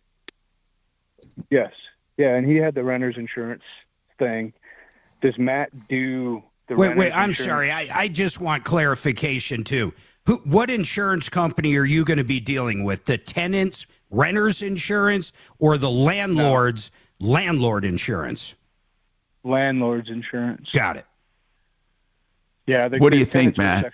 I mean, it's really within the policy, right? Whatever that be covers. under vandalism. Yeah. And even though they're a tenant? Yeah. What you say trashed? I mean, were they ripping fixtures out of the wall? And I mean, what? Oh, yeah. The ceiling fans are missing parts. Doors are busted up. Holes. Did they do it maliciously? Did they do it? David, do you know the circumstances? Were they like mad or angry? No. Was it on their way out? What was it? Probably selling this stuff. Yeah, we don't know. We just know that they were I just know that they were Section 8. There might not be And any they were there coverage. for This around might be a 6 Brian years. Burns one after the break. Yeah, well, let's get an insurance person I just on. had a question if he did the insurance or did the helps with the insurance to But Matt, regardless if there's insurance or not, is this something you could get involved in if there is coverage? Yeah, definitely. The problem is going to be that this was ongoing for years, and there was no. I mean, they're going to say, well, why weren't you monitoring, the property? Yeah, and the to property some management was the issue on this one. Yeah, I mean, they're going to say, Oh, wait. Is there a property manager also? There was. I wonder if they had a policy. We really need to get Brian Burns on. There might be more than one avenue, more than one way to skin a cat here. Right. Hey, David, if you can wait, we'll get the experts on to answer some of these questions. Is this a friend of yours or just a customer? Customer. Okay, but we'll get some answers for your customer, and of course, you got to get paid, and and most likely you're going to look to insurance to pay you for what you're doing. The thing is, I believe a tenant wrecking a place would be a vandalism claim, and I don't see why his insurance wouldn't cover it. But we'll ask Brian about that, and if we have to, we'll ask Brad O'Brien some questions about it. But we'll get Brian Burns on first from Compass. Okay, somebody wants to know, and we may have to do this after the break as well, Matt. What is a delay? They think they can get paid for a delay, and they can, right? Aren't there penalties involved with an unreasonable delay of processing a claim? Have you ever dealt with that? Yeah, that's a question for a lawyer, though. Okay. Ultimately. Okay, so but there are requirements or there are penalties for delaying a claim. Yep. I'd like to know what that means in delaying a claim. We'll talk about that coming up and more. Maybe we'll get one of these attorneys that do bad faith on. I'm Tom Martino with Marc Mager. More coming up on the Troubleshooter Show. Have you ever seen someone who's had so much stuff? So yeah, that delay could be throwing you off. Do you have an attorney that? Oh yeah, I have great attorneys. I have a few of them. I don't know if they're gonna want to come on the air though. No. Yeah, that's gonna be a hat trick. Okay, because they don't. I said it yesterday. Didn't I say something about fucking get better at this? Right? I said to them. Oh well. He did. He sure did.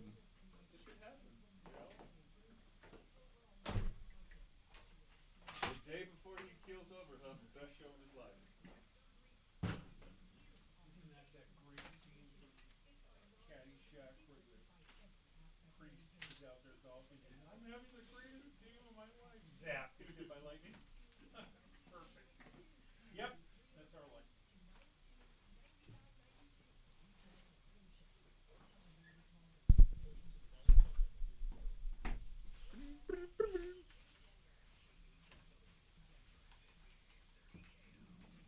And now it's hot. That is so crazy.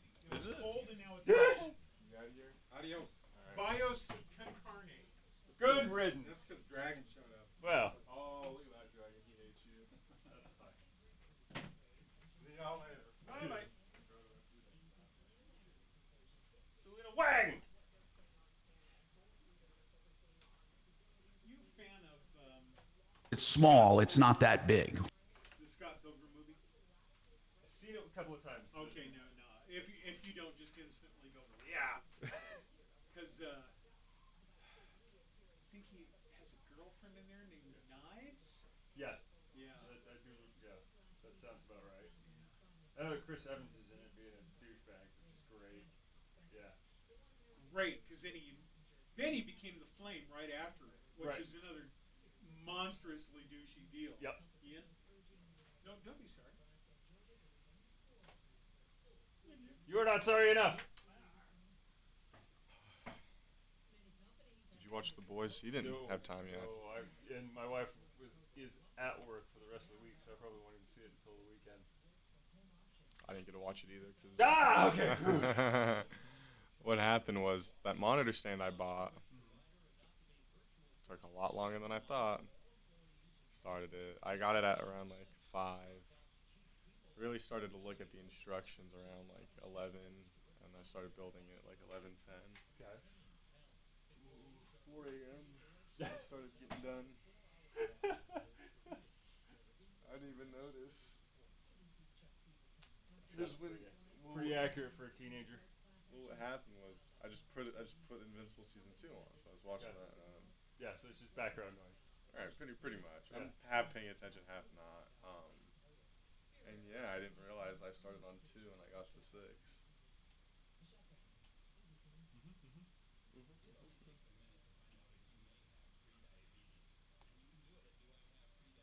Everybody is being so quiet today.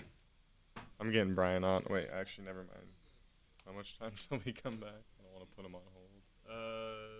4. 4 minutes? Give or take. Okay. That's not bad. I'll wait a couple minutes. We can talk under the cone of silence. Oh, that's true. That stun gun. If we do the brewery, maybe we can revisit the stun gun deal. Put a few bucks in Axe's pocket. It's going to have to be a ticketed show, unfortunately. Well, I think what we do is we would take okay, you stand up there, and we charge $100 and they get to shoot you with the gun. No. Whoa, no, hang on. Why not? That sounds fine. I don't want... Would you... No. You could make $1,000 easy that day. It's I have to get those I have to get those like medically removed from the stun gun. Nah, fuck that, dude. Tim the Tool Man can pull them out with all it takes is some fucking pliers, dude. Yeah, it's just like the fish hook. It's fine. Drag and tell him it's no big deal. So easy. Oh yeah. A little snip snip and you're good. Hey Matt, when the cops stun gunned you, did you just yank him out or what? Oh, cone of silence. Is Tom talking about that horrible time in his life that he survived cancer? Hey Matt, blink twice if you can hear us. Hold up a hand with a thumb. Dimitri, raise your hand if you can hear us.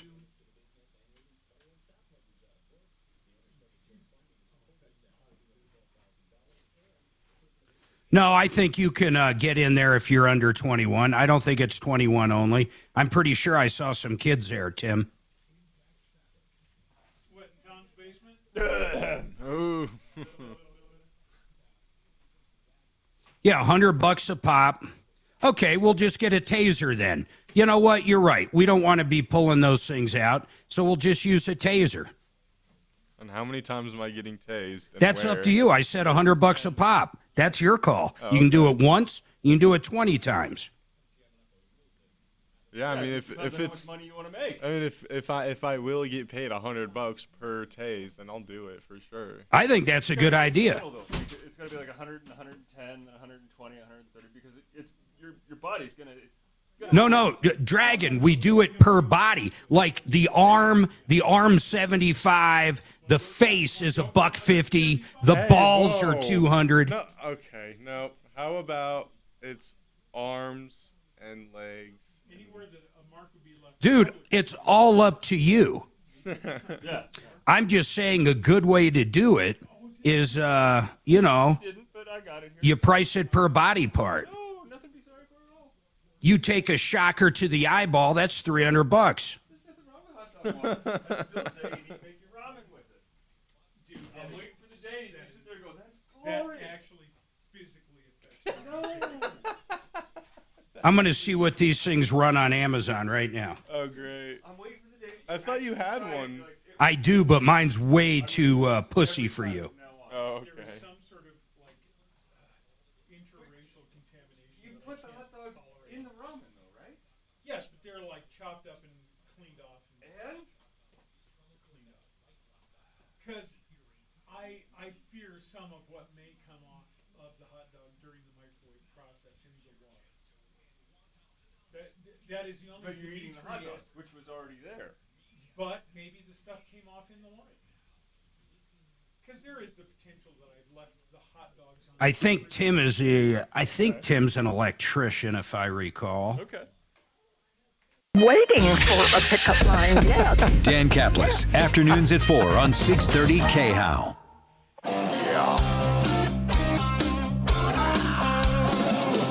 Ripped off, bad news. You need advice so you don't have to lose. We'll come running just as fast as we can. Troubleshooter's gonna help the common man. This is the Troubleshooter Show. Now, Tom Martino. All right, welcome to the show, the only show of its kind. We're here to solve problems, answer questions, take complaints if you've been ripped off or just need some help. Honestly, we really want to hear from you. In fact, I got Deputy Dimitri, I'm looking on our YouTube channel right now, sitting there looking for something to do. You realize he has actually been responsible probably for over $100,000 in cash merchandise refunds credits directly due to his efforts as a deputy on the show. We also have Deputy Bo, of course. We have numerous deputies here to help you. Our guest today, is Matt with Paragon Services. Any insurance questions you have, we would love to hear from you, but I want to get those lines full. Right now we got David up, and we're going to go back to him. Axeman, right. Did we get Compass up? I'm calling him now. Go ahead, Tom. All right. So, David, his question, we have his question, plus we have the general question on insurance when it comes to these things, on appraisal and all of that. And what is a delay? We're going to talk about that with an attorney if we can get one on. Yeah, I texted him. See if we can. Yeah. Let's see if they'll come on, and maybe Brian Burns will have something about that. But there is something that a lot of people don't notice in the law. It talks about rejecting claims, but it also, Mark, talks about an undue delay. And I've known people who have sued for a delay of a claim and have gotten damages. This was years ago.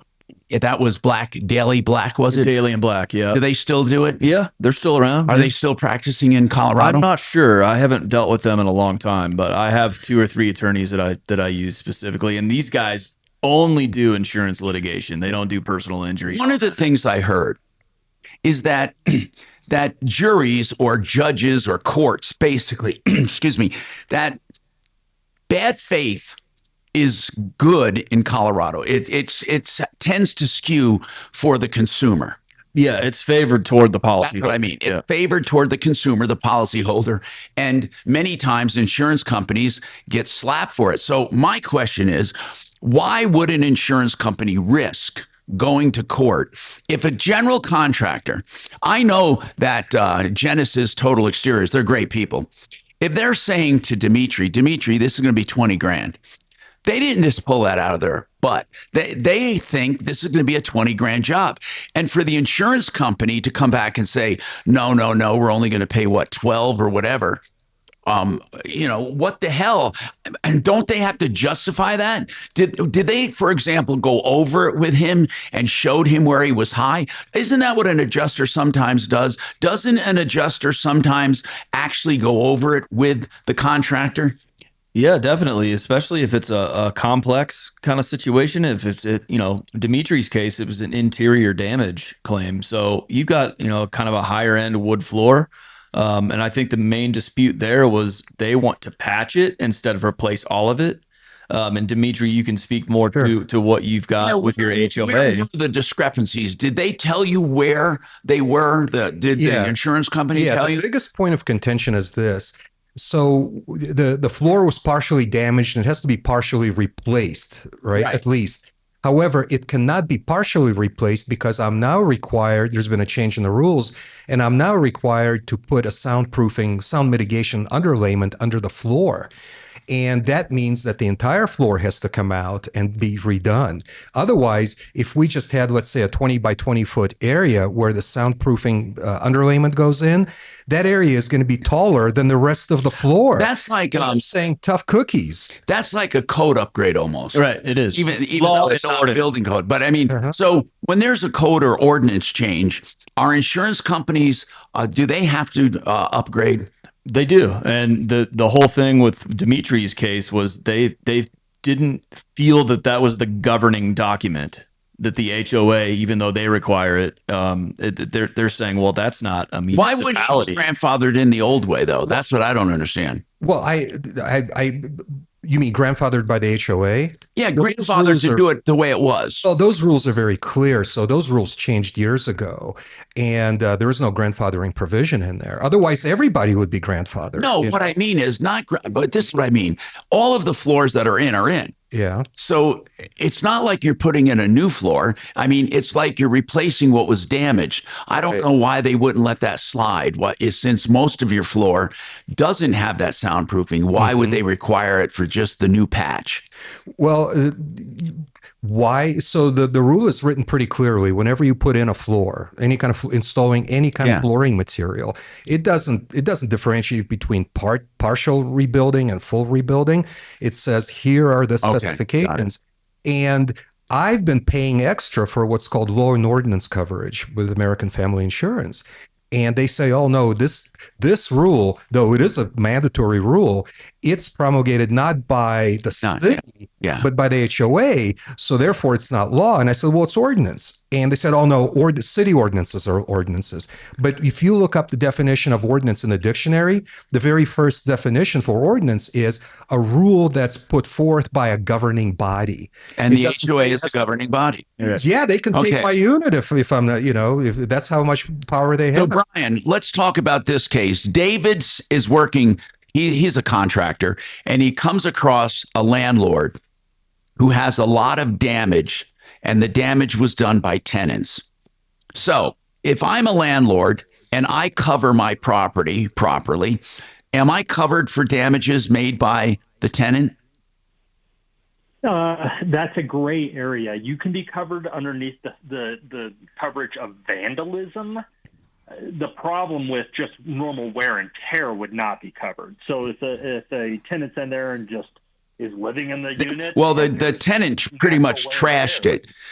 David, explain what the tenant did to Brian. Explain what how he left the place.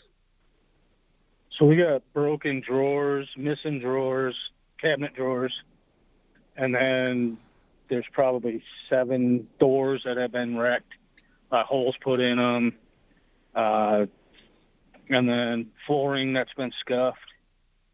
And then the walls, but the walls, I don't know. There's holes in the walls where they patched it themselves. And then, of course, the full paint. But I don't know if the full paint would be covered. Yeah. Brian, that sounds a lot to me like when you say holes in the doors, is that where they kicked the door or where they hung something on the door? There's a big difference. Either. Well, I don't know that. I can't say that, but there's definitely damage to the doors where we cannot reuse the doors. Okay, but what kind of damage? Like, did they kick it? Did they kick the door in, or was it a hammer? Or can you tell? Not really. I would say both. They were just crazy people, or what? The lower ones are probably kicked, and okay. I don't know them personally, so I can't speak. Okay. Brian, when I go in, I got about 18,000 or 1,800 just in material without the damage, and then of course the blinds. But I'm not sure what the blinds would be under either. So, do you know who the company is? The insurance company? I think you said State Farm. Ugh, man. Yeah. Brian, in general, how are these claims treated if I am a landlord and I had a bad tenant? Yeah, it would have to get vandalism to cover it. It would have to rise, and that's why you were asking the questions, Tom. But it would have to rise to the point of like malicious destruction. They're pretty. I mean, if it's just looks like there's holes because they put pictures up or they were trying to fix something and they tried to patch it, that is not vandalism. Or just slamming doors because they didn't care. Yeah. Right. Yeah. And that is going to just be part of having a tenant that is not taking care of the property very well. You're not going to find coverage under any landlord policy for something like that. So that's Yeah, I was just wondering myself. So they went in there and they ripped the sink out and they put holes in because they're mad because you're evicting them. That rises to the point of vandalism. Now you said a family. You said some ceiling fans were missing. David, what do you mean by that? They just removed them? Definitely, like the fan blades themselves were broken off. Stuff like that. Like, did they do this because they were pissed off or what? Do you know? Right. I can't say. Yeah. It sounds like, if they're just sloppy housekeepers. They could just be bad tenants, right, Brian? They didn't spray paint the walls and, Yeah. So it just doesn't really sound like vandalism. Markered up, but yeah. I don't know. Depending on the coverage you have, you can get coverage for if they steal things. Let's say they took the fans or they took a refrigerator. If you have the right coverage, you can get coverage for that. Yeah, so they had 3 refrigerators in the garage, but none of them were his. And then the washer and dryer, but then the power got shut off. So everything in the refrigerators was, pretty nasty. Oh, I know. So that was one of the worst parts. it sounds to me like they're going to have to eat that, David. No pun intended. They're going to have to eat the damages. I mean, I don't think any insurance policy is going to insure against bad tenants. Like Brian said, it would have to be malicious in nature. Right. Okay, understood. Yeah. So thank you for calling. What was the other question we had? We were going to ask an attorney. Oh, delaying. Brian, do you know anything about bad faith as far as when a delay of claim is unreasonable? Well, that's the whole point behind it. The unreasonable is not a definitive number. You're building a case at that point to say, hey, they're flat out not paying me, and they're handling this claim in a bad faith. It's not a set amount of time, because the whole point is sometimes it gets delayed because they're investigating this or investigating that, and other times they're just dragging their feet, and that's where you have to figure out where that line is. Yeah, it gets pretty. See, this is a problem. You can't insure against everything. Sometimes you just end up having to deal with the loss. And with real estate, I think that's a lot of the case. So as far as the appraisal process, we had another question for you. With the appraisal process, Brian, that does the homeowner have to pay a fee to go through the appraisal process?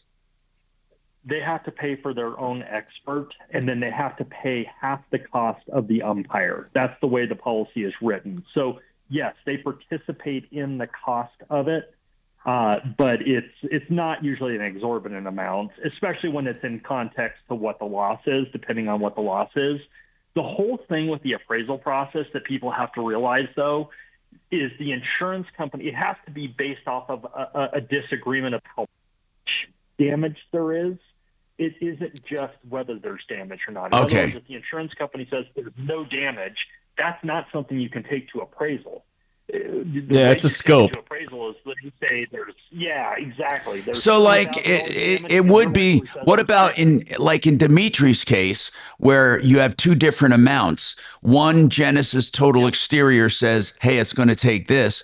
And the adjuster says, we're not paying for this or this or this.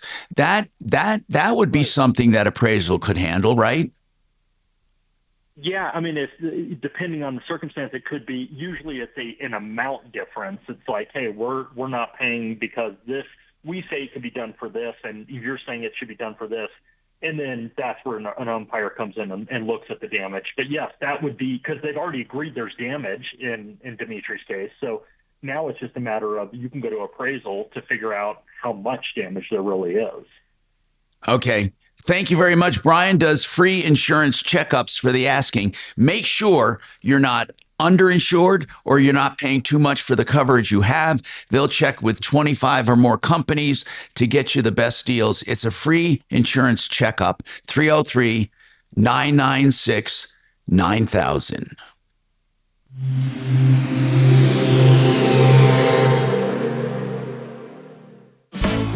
I get by with a little help from my friends. Ringo Starr and his all-star band. With friends, Steve Lukather from Toto. From Men at Work, Colin Hay. From Average White Band, Hamish Stewart. June 9th, Belco Theater.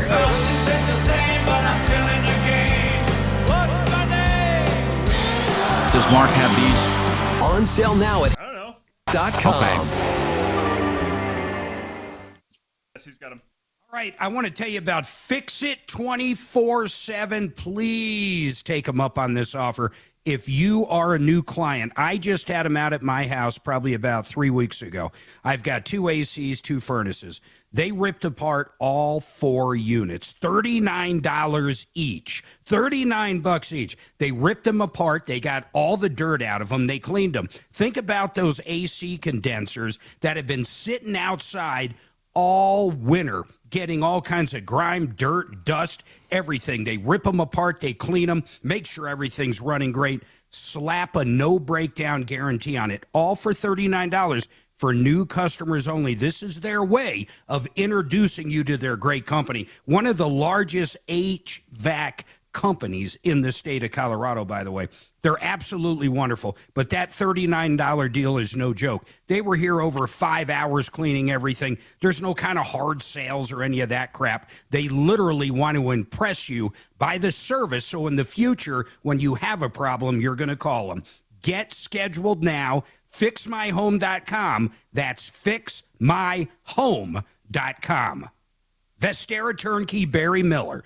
If you want to invest in property and you have almost zero knowledge or very little knowledge, Barry can help you out. He's going to find the right house for you to purchase in the right area, the second being the most important. They're going to rent it out with the right property manager. On top of that, you're going to sit on it for about 2 years, maybe 3 years, as it appreciates. That goes back to the importance of the actual area Barry finds. Then you sell it. Some people get 2, 3, or 4 more, but we have listeners making 40, 50% annual returns with Barry. You got to check it out. VesteraTurnkey.com. That's VesteraTurnkey.com.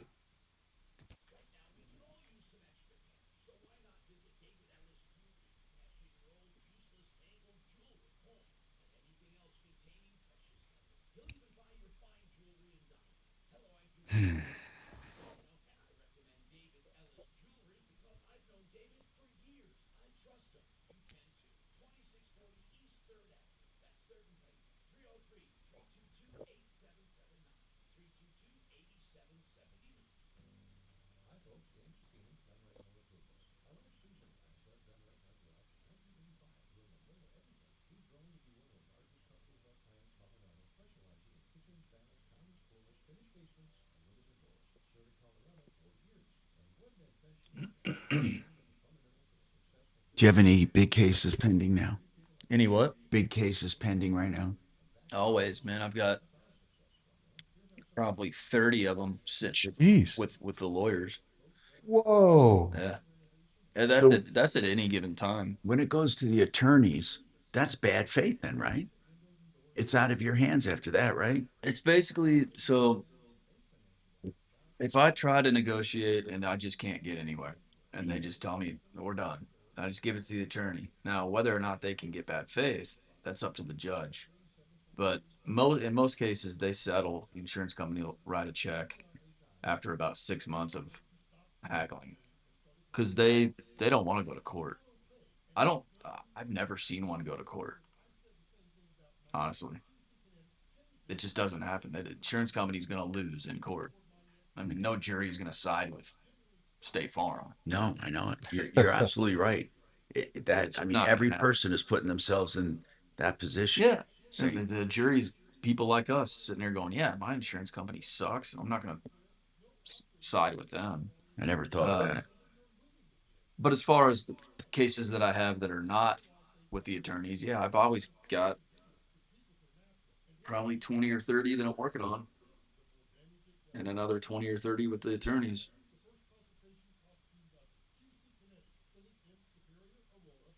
Honestly, I like sending them to the attorneys. It's just mailbox money. I mean, when those settle, it just comes. I get a check.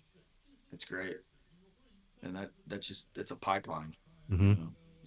Keep feeding that. I mean, and the attorneys to the point where I'm just, and the attorneys appreciate it because they know you give them quality cases. They know you're not just gonna give them shit. They get me trips to Mexico and steak dinners and all kinds of stuff. Steak dinners? Yeah, all the time. Well, we'll get you a steak dinner at Meat Fest. There we go. Maggiano's. Tom's Meatballs. Maggiano sucks. What did we do with this corrected title from this Universal Auto in Inglewood? He wanted The Italian joint. Yeah. Maggiano's. Maggiano's. I love Italian. Oh God, I did too. I know we have this little place that they do mainly takeouts for families, like in these tins. You can get lasagna, but they do have a little seating area. If you go, it's just a hole in the wall. The best fucking food. Probably an old God, you Italian. just go there. Yep, you just go there and you order. They give it to you over the counter. You just go and sit in their wooden tables, wooden chairs. And Which place is that? it's on Leedsdale. And it's near that big place that just burned down. Oh yeah. Okay. Yeah. And it's called Bella something. That's awesome. Yeah, they're on the south side of Leedsdale. And they're really good people. Hey, Dimitri, did you get that new HVAC up for me? Mark, no, but I'm going to do that right now. Thanks, man. Yep, you bet. And I'll email you the second it's done so that you can look at it. Is our AI working there yet, or is it still out of business? Fiduciary Advisors, TrajanWealth.com. Mager, Marc Mager, Tom Martino. We're talking to Matt Stanford, Paragon Services. But we'll talk to you about anything on your mind as far as not just insurance, but homeowners insurance, man. You know, what's really amazing, it's something we pay out the nose for. And then if we use it too much, even if we inquire about it too much, even if we inquire about claims and they never even open up a claim, they can cancel us for too many inquiries. Yep. They can cancel you for any reason at any time. People don't realize that. An insurance company can drop you for any reason. Yeah, it's terrible. It really is. Okay, so when we're talking about insurance claims, the reason you get a public adjuster is frankly because the insurance company becomes your adversary. Now, contractually, they should not be your adversary. Contractually, they are supposed to take care of you. That's why the state of Colorado, among other states, have had a lot of litigation, a lot of bad faith lawsuits, because the insurance company who is supposed to protect you denies you coverage or delays your coverage. And we have a case right here in our midst where Dimitri had there was a plumbing leak from upstairs. He was a victim in it. Nobody is accusing him of anything. He came home and his place is flooded because of the guy upstairs. Now you have two insurance companies, the guy upstairs, and then you have Dimitri's own insurance. Dimitri goes to his own insurance company, as he should. He doesn't have a contractual arrangement with the guy upstairs. That's for that guy upstairs to do. But the guy upstairs won't do it. And the people upstairs say, deal with your own insurance company. They'll come after us if they want. So now Dimitri goes to his own insurance company, which he's had for years and years and years, paying a premium. And they say, no, too much. They don't say complete no. They say it's too much. Now, did they offer you a check already, Dimitri? Or and would your rights be diminished if he took that check? Did they make you sign a full release? So to answer both of those questions, one is, yeah, they automatically mailed me a check for about $10,000 right at the beginning of the process. And they did not make me sign a release. And before I deposited that check, I checked with Matt, and he confirmed that I'm not giving up any rights by depositing that check. Why do you think they did that, Matt? Well, that's basically just in their opinion, the first actual cash value payment. Okay. So right. Just like, hey, this is what we feel needs to be done. Here's the cost that we feel is appropriate. Here's your first check. Let us know when you're done. And, obviously we took one look at their estimate and said, that's not going to cut it. Mm-hmm. So now we're in a dispute. Is the main dispute the hardwood floors and the underlayment? Is that the main one? Yeah, that's the bulk by dollar amount. That's the bulk of it, right? But that opens up a whole other can of worms when you're talking about your kitchen cabinets and your contents, right? All the stuff needs to be removed. to redo the floor and put back. There's a big cost with that. So the entire kitchen, the cabinets, the countertop, the appliances, all that has to be torn out because the wooden floors run wall to wall. So they're under my kitchen cabinets too. So everything. So that's why it's such an expensive component of the claim, because of all of the stuff that it precipitates.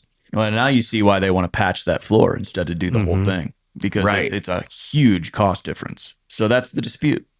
Did they say to you, there's no way, or did they tell you to do something or other, or did they just basically stop communicating? Oh, no, they didn't stop communicating. They just keep sending me denial letters each time. Matt and I tried this a couple of times. We, tried to get the adjuster to kind of change his mind. We provided documentation, both in form of the ordinance is the denial the same every time?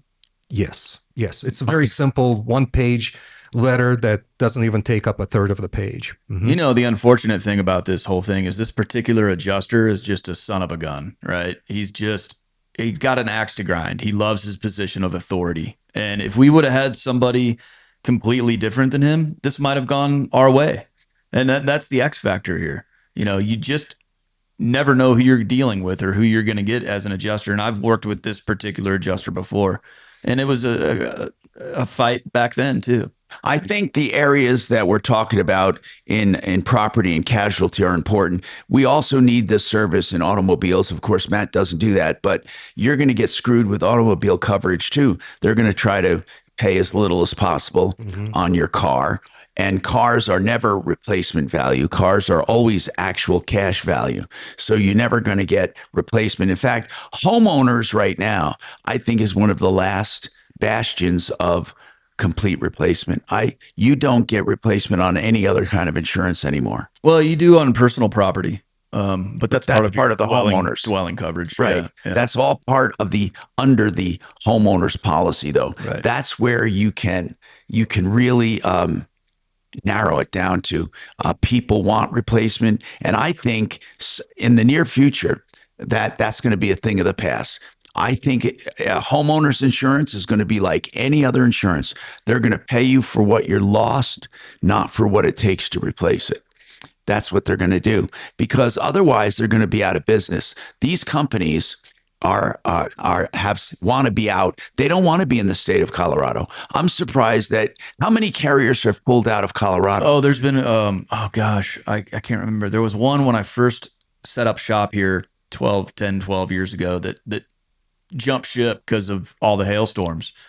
I remember the adjuster telling me, "Yeah, we're bailing. We want to be over in Delaware where nothing happens." Right. All they want, their business model is collect premiums and hopefully not pay anything out. That's exactly right.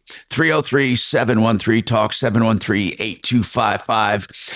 WaterPros.net. Water Pros for the best water systems at the best prices, bar none. You can get drinking water at the kitchen sink. Listen to this. Reverse osmosis at the kitchen sink for $1,100 fully installed. All the drinking water you want. Never buy bottled water again. WaterPros.net.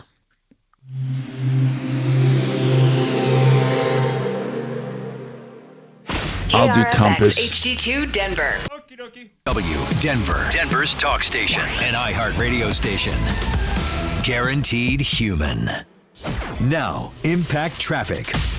We're still dealing with a couple of problems out here on University, southbound out of Lone Tree, between, looks like Cross Point Drive and Quebec. We've got a crash. Southbound lanes are blocking there, and they are detouring traffic. Got a car on fire on Wadsworth, southbound at Morrison out of Lakewood.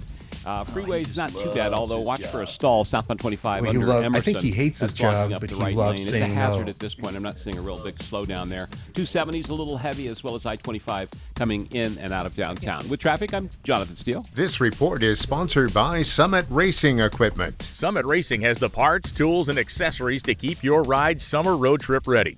You'll find everything for pre-trip maintenance and essentials like emergency roadside kits.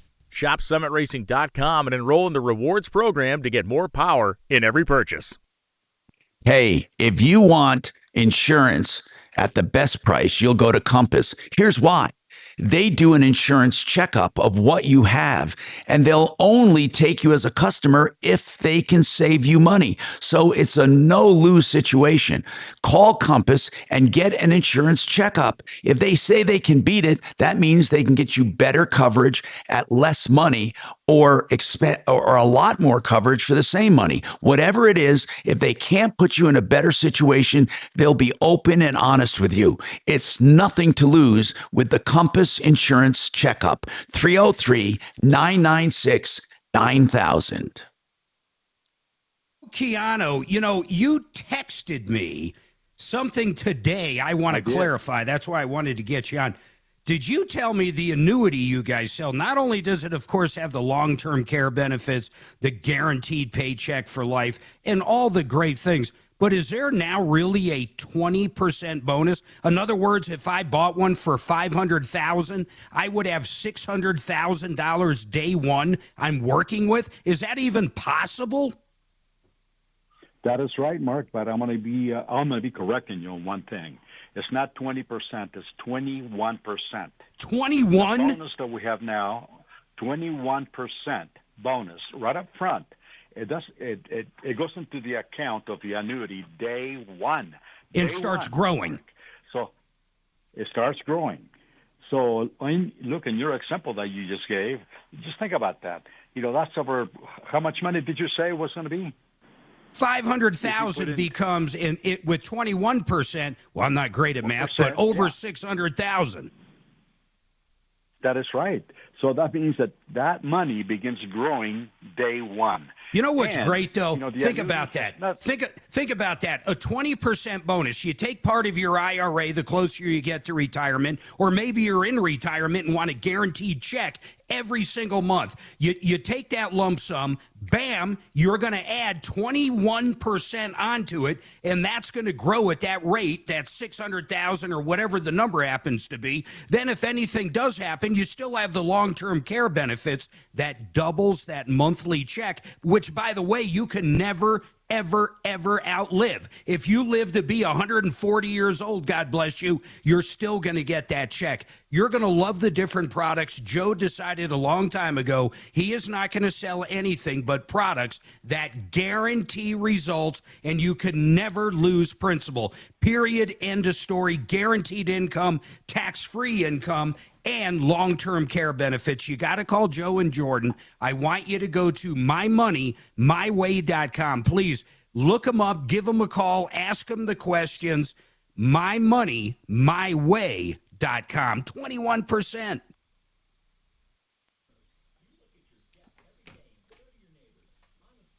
Sweet. Thank you, Joe. Have a good one. Bye. He was supposed to be on with us today. Yeah. Trouble. Got a new camper. Yeah. Transmission failed. Oh no! Yeah. He was down in Texas or something trying to do that. Oh my God! What a disaster! No. He said our trouble that I think it's EMC truck. Brand new last year. Yeah. Throw it in the job. Wait, it's a year old? Yeah. He had problems with it like 2 months after he bought it. Had put it in the shop or something, and then now his transmission went out. I mean, his camper only weighs like 1,000 pounds. It's a big ass truck. At least there'll be a warranty credit. I guess he just ended up with a lemon, It sucks when it's so frustrating, especially if you're out of state with a camper driving on. That sucks. Yeah.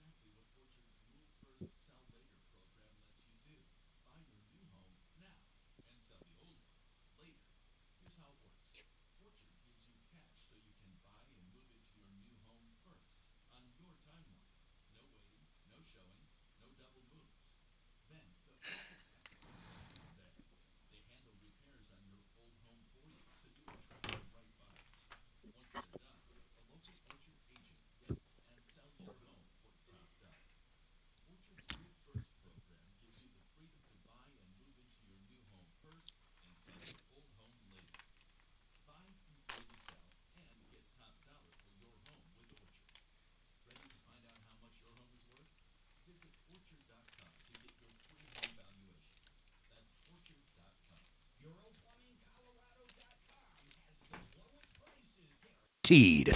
630 KHOW, an iHeartRadio station. Hello, Tom Martino here with Major Marc Mager. We have Paragon Services from Compass Insurance Group. We're talking about other things as well.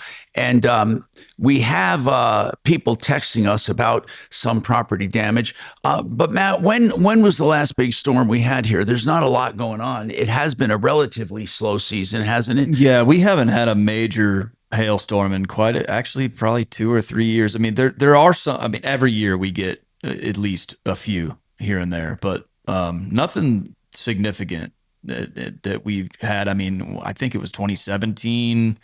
There was a hailstorm down in the Springs near Cheyenne Mountain that had grapefruit size hail. Yeah. So we haven't had anything like that. And you're saying you have to file within a year, right? Or you lose your rights, right? Now, if somebody filed and did not know about a public adjuster, so they file and take a check, can they reopen a claim? Sure. Yeah, you have.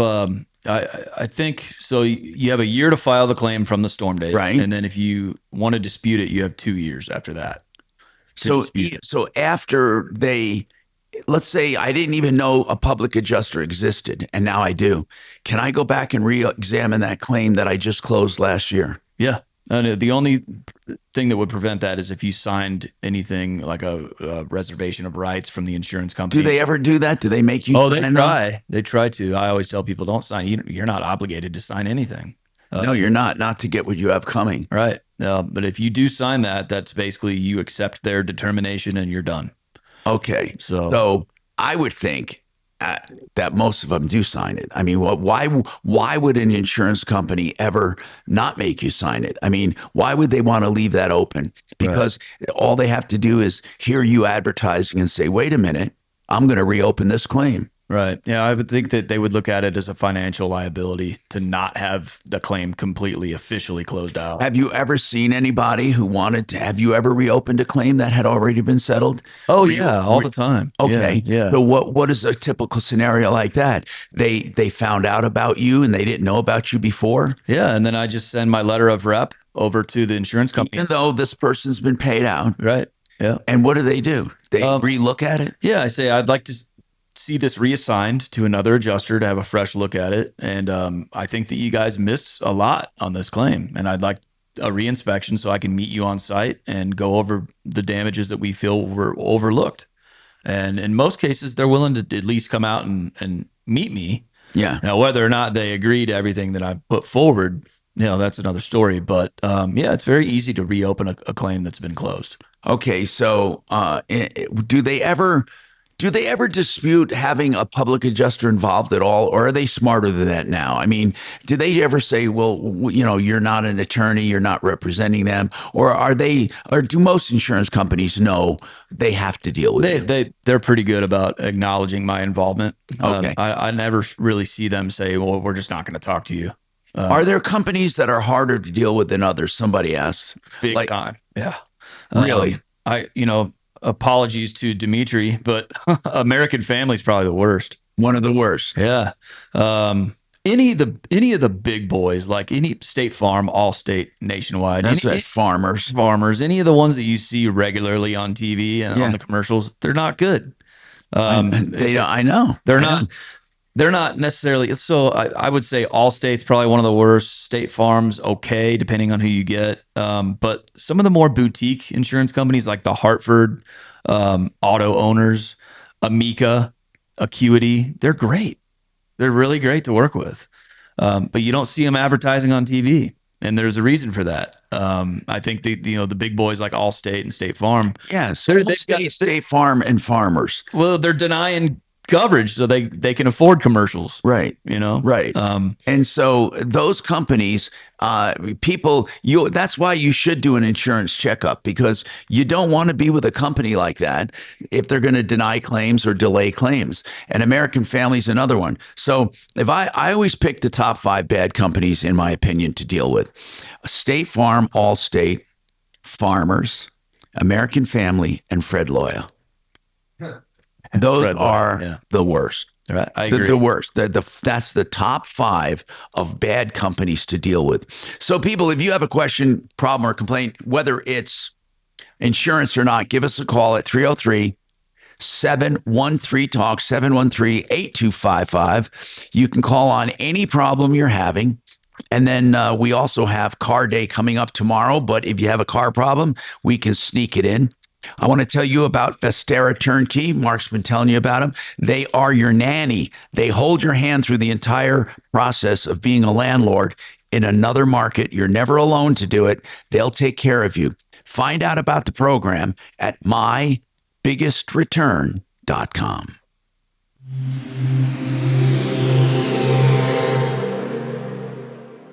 Now, impact traffic. The biggest problem we've got on the Who do roads you have, right Tom, now for your is southbound insurance? University between I Cross have Point Drive and South Quebec Pure. Street. Got an accident No, there you switch. that has You shut go with down Compass and southbound switch it University as you need to. between Cross Yeah. Point and Quebec. And I Seeing have traffic backed auto up all the owners way to for South something Cresthill and Lane. Pure for Other the than houses, that, I everything think. running pretty smoothly around the metro area yeah, right Pure now. is this house for With sure. traffic, I'm Tim McLaughlin. This report is sponsored by And our other Straight house. Talk Wireless. Every now and then you find a deal that actually feels like a win. With Straight Talk Wireless, you get more and pay less. Now that's a good deal. No contracts, no credit checks, no surprises, all on Verizon's 5G network. Find it in the same place you've always found straightforward prices, exclusively at Walmart and StraightTalk.com. You know, the thing I love about Gravina's is that they have not just the heritage of 65 years in business, they also have products and many of them. So you have a great choice. 50 lines of windows, multiple lines of siding and doors. Plus they have the workmanship and they stand behind their warranties for both workmanship and products. They're on 950 West Evans and it's run by the grandson now, still doing a great job. So talk to Nick and the team at gravinas.com. You'll get great prices and great service and great products. Think about that. 303 Gravina. Thank you for calling the Troubleshooter Show. Can I get a first name?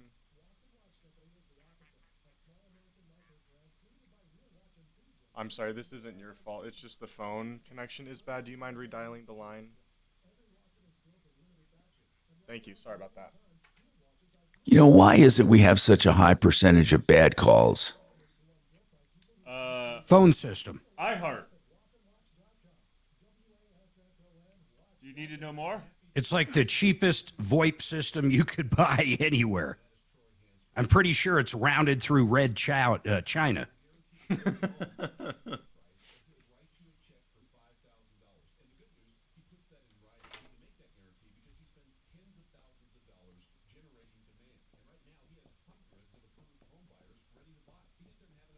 Can you please turn my microphone on?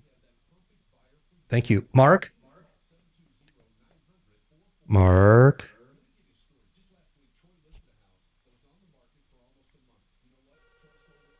That's my name. Don't wear it out or I'll tell you the same. Hey, I created the listing, Can I get that name again? but I cannot add the category. It won't let me. I went into heating and air conditioning, but there is Okay, no... just hit save so I can go look at it. Okay, it is saved, and it's the name of that company, just like on the business card. We're still having some troubles with the lines. Can I hear you talk for just a quick moment? Is it Better, I think we can probably deal with this. All right, let me get you back on hold real quick, and we'll get you on the call screener here. Hang on. Okie dokie. Did I see a picture of Mark kissing a beaver on camera? What? Oh, no, that's another Sure. Mark. Oh, there's a bar where you kiss a beaver. Like a real beaver? Yeah, it's stuffed. Was it Steve? Oh. But the whole thing is... You mean Bucky's or where is it? I forget where it is. He just sent it to me this morning. And, you know, and you get this plaque with the you kiss. I kissed a beaver plaque. Exactly. Yeah. I kissed That reminds me of the store, liquor store in Avon called Beaver Liquors. Yeah. Beaver Liquors. Been there. What's oh, okay. Did you say you got him through the referral list? Also, Mark, none of the videos on his website actually exist. They're just placeholders, so I was unable to add any videos. Okay, what were you trying to do? Category? Yeah, let me scroll back up. Yeah, category. and I went to browse, and I went around the house, well, that would be and I went down to like HVAC, but there's no plus on HVAC. I can't add So anything. I'm gonna put you in there. Just listen through the phone for your name, okay? Yeah, I can't hear a word he is saying. Mostly fine. Thank you for calling the Troubleshooter Show. Can I get a first name? Hello?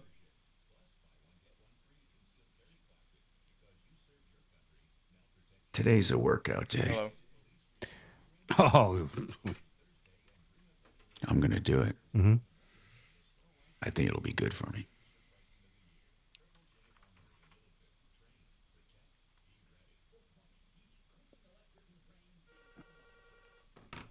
It's one hell of a drum kit, man.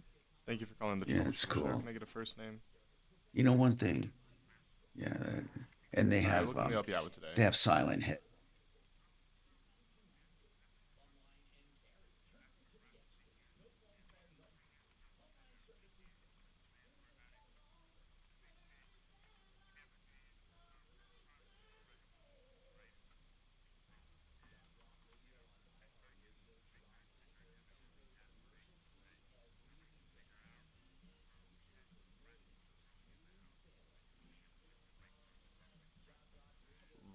Right.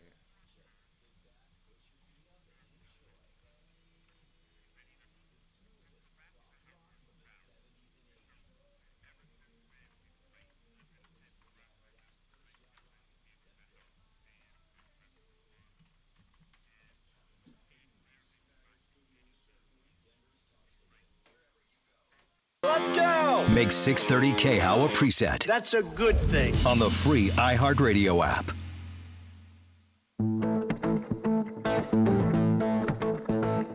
Hi, Tom Martino here, Major Marc Mager. We are with Paragon Services. I'm sorry. Let's go to the phones and talk to Steve, who has a question. Go ahead, Steve. Welcome to the show. What's happening? Hi, gentlemen. Thanks for taking my call. Yes, sir. I periodically get pop-up ads on email for a company called Lemonade, like the drink insurance company. Yeah. I've never heard of them. Do you have any history on them or what they're all about? It's a broker. Lemonade does, the only lemonade I know is the lemonade that does pet insurance.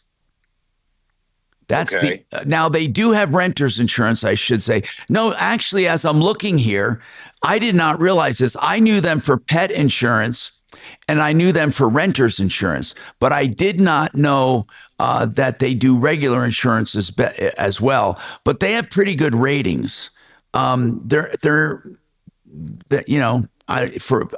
never, let's put it this way. They're not there not many of them around. We don't get a lot of complaints, but that's because they have a very small share of the market. It's basically AI agents. I would never suggest them. And the only reason I say that is if you do have a claim, whoever they put you with, good luck getting any help. It's Well, a I've not digital, gone it's with it's them. literally a digital insurance company. Right. It is. It's all fake. Okay. In the way they keep costs down, and I'm not saying they're good or bad with claims, I don't know. But the way they keep costs down, they really don't have any people. Yeah.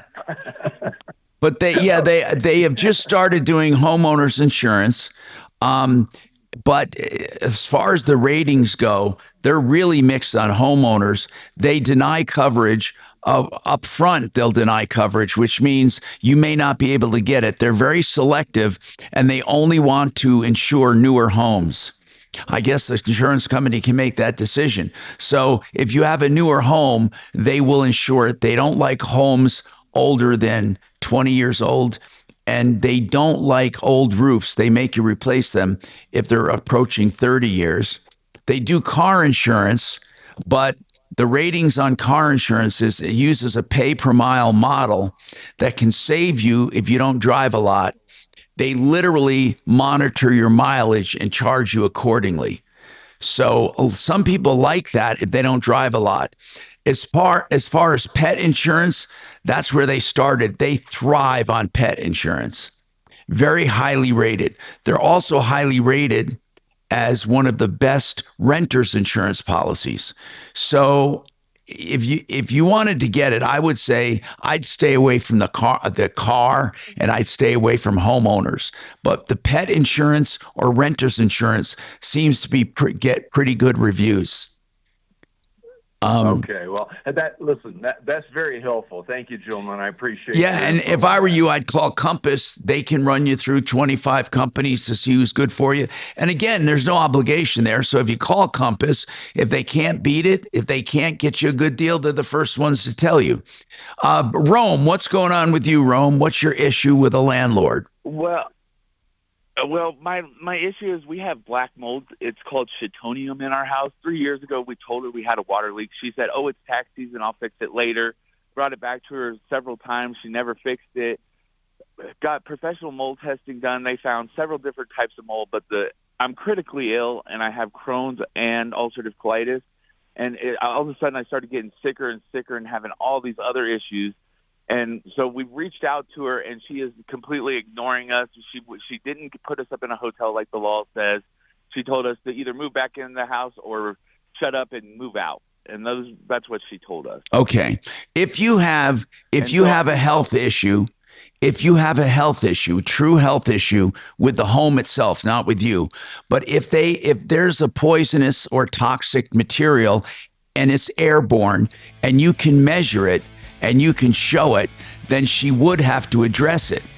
But so I don't want to rush you. If you can hold on, I want to find out what you have done to verify the mold, or if you have a professional company, I want to know if you have the report. So stick around. I'll come back to you because you need real evidence. You need more than you're feeling sick. You need real evidence of airborne mold spores. Grocery prices are skyrocketing. Did he call it Syntonium? Have you ever taken a claim where people had mold? Yeah. It can get crazy. And mold coverage is typically minimal. Like they have a cap on I know it. Like a $5,000 cap.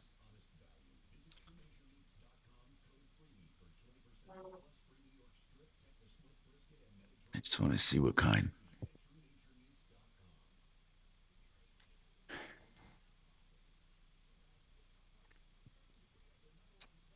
What kind you say? Chitonium.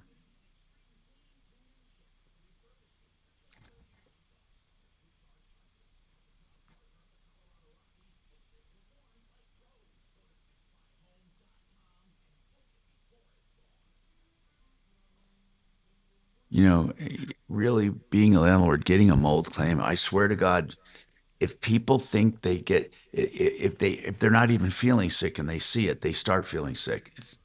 It's a big fucking racket. I know. And it gives people an excuse to feel sick. It really does. I'm not saying that mold sensitivity doesn't exist, but it's way. Hundreds of types of mold, and the majority of them are not dangerous.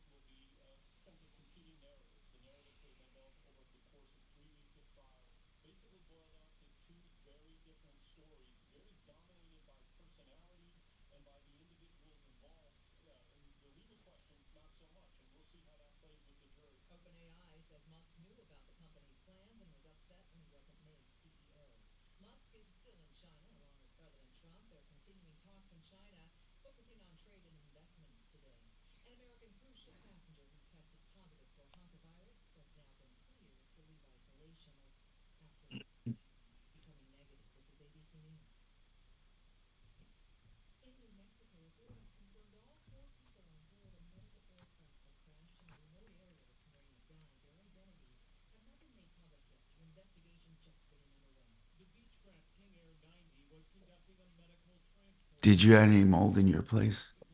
Really? As a Oh, yeah. The wall, the floor. Oh. Are you living there now?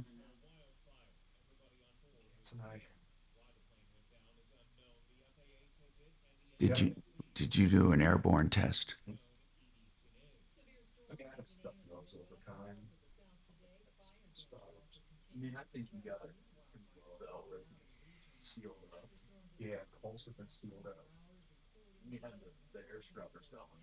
Yeah, the holes are sealed up. Mark Mager bring over some dehumidifiers and some air scrubbers, purify everything. So yeah, he brought over 2 big pieces of equipment that ran for about at least a week. Dehumidifier to dry out the wall cavity, and then air scrubber. What does an air scrubber do? Just take air in and filter it.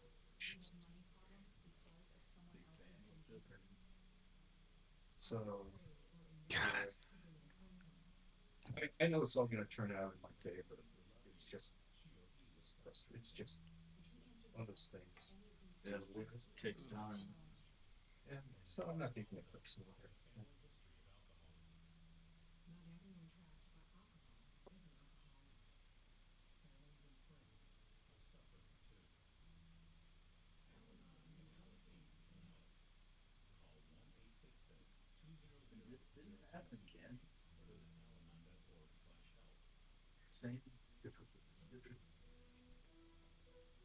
Wait, with you? No, it didn't happen again with you.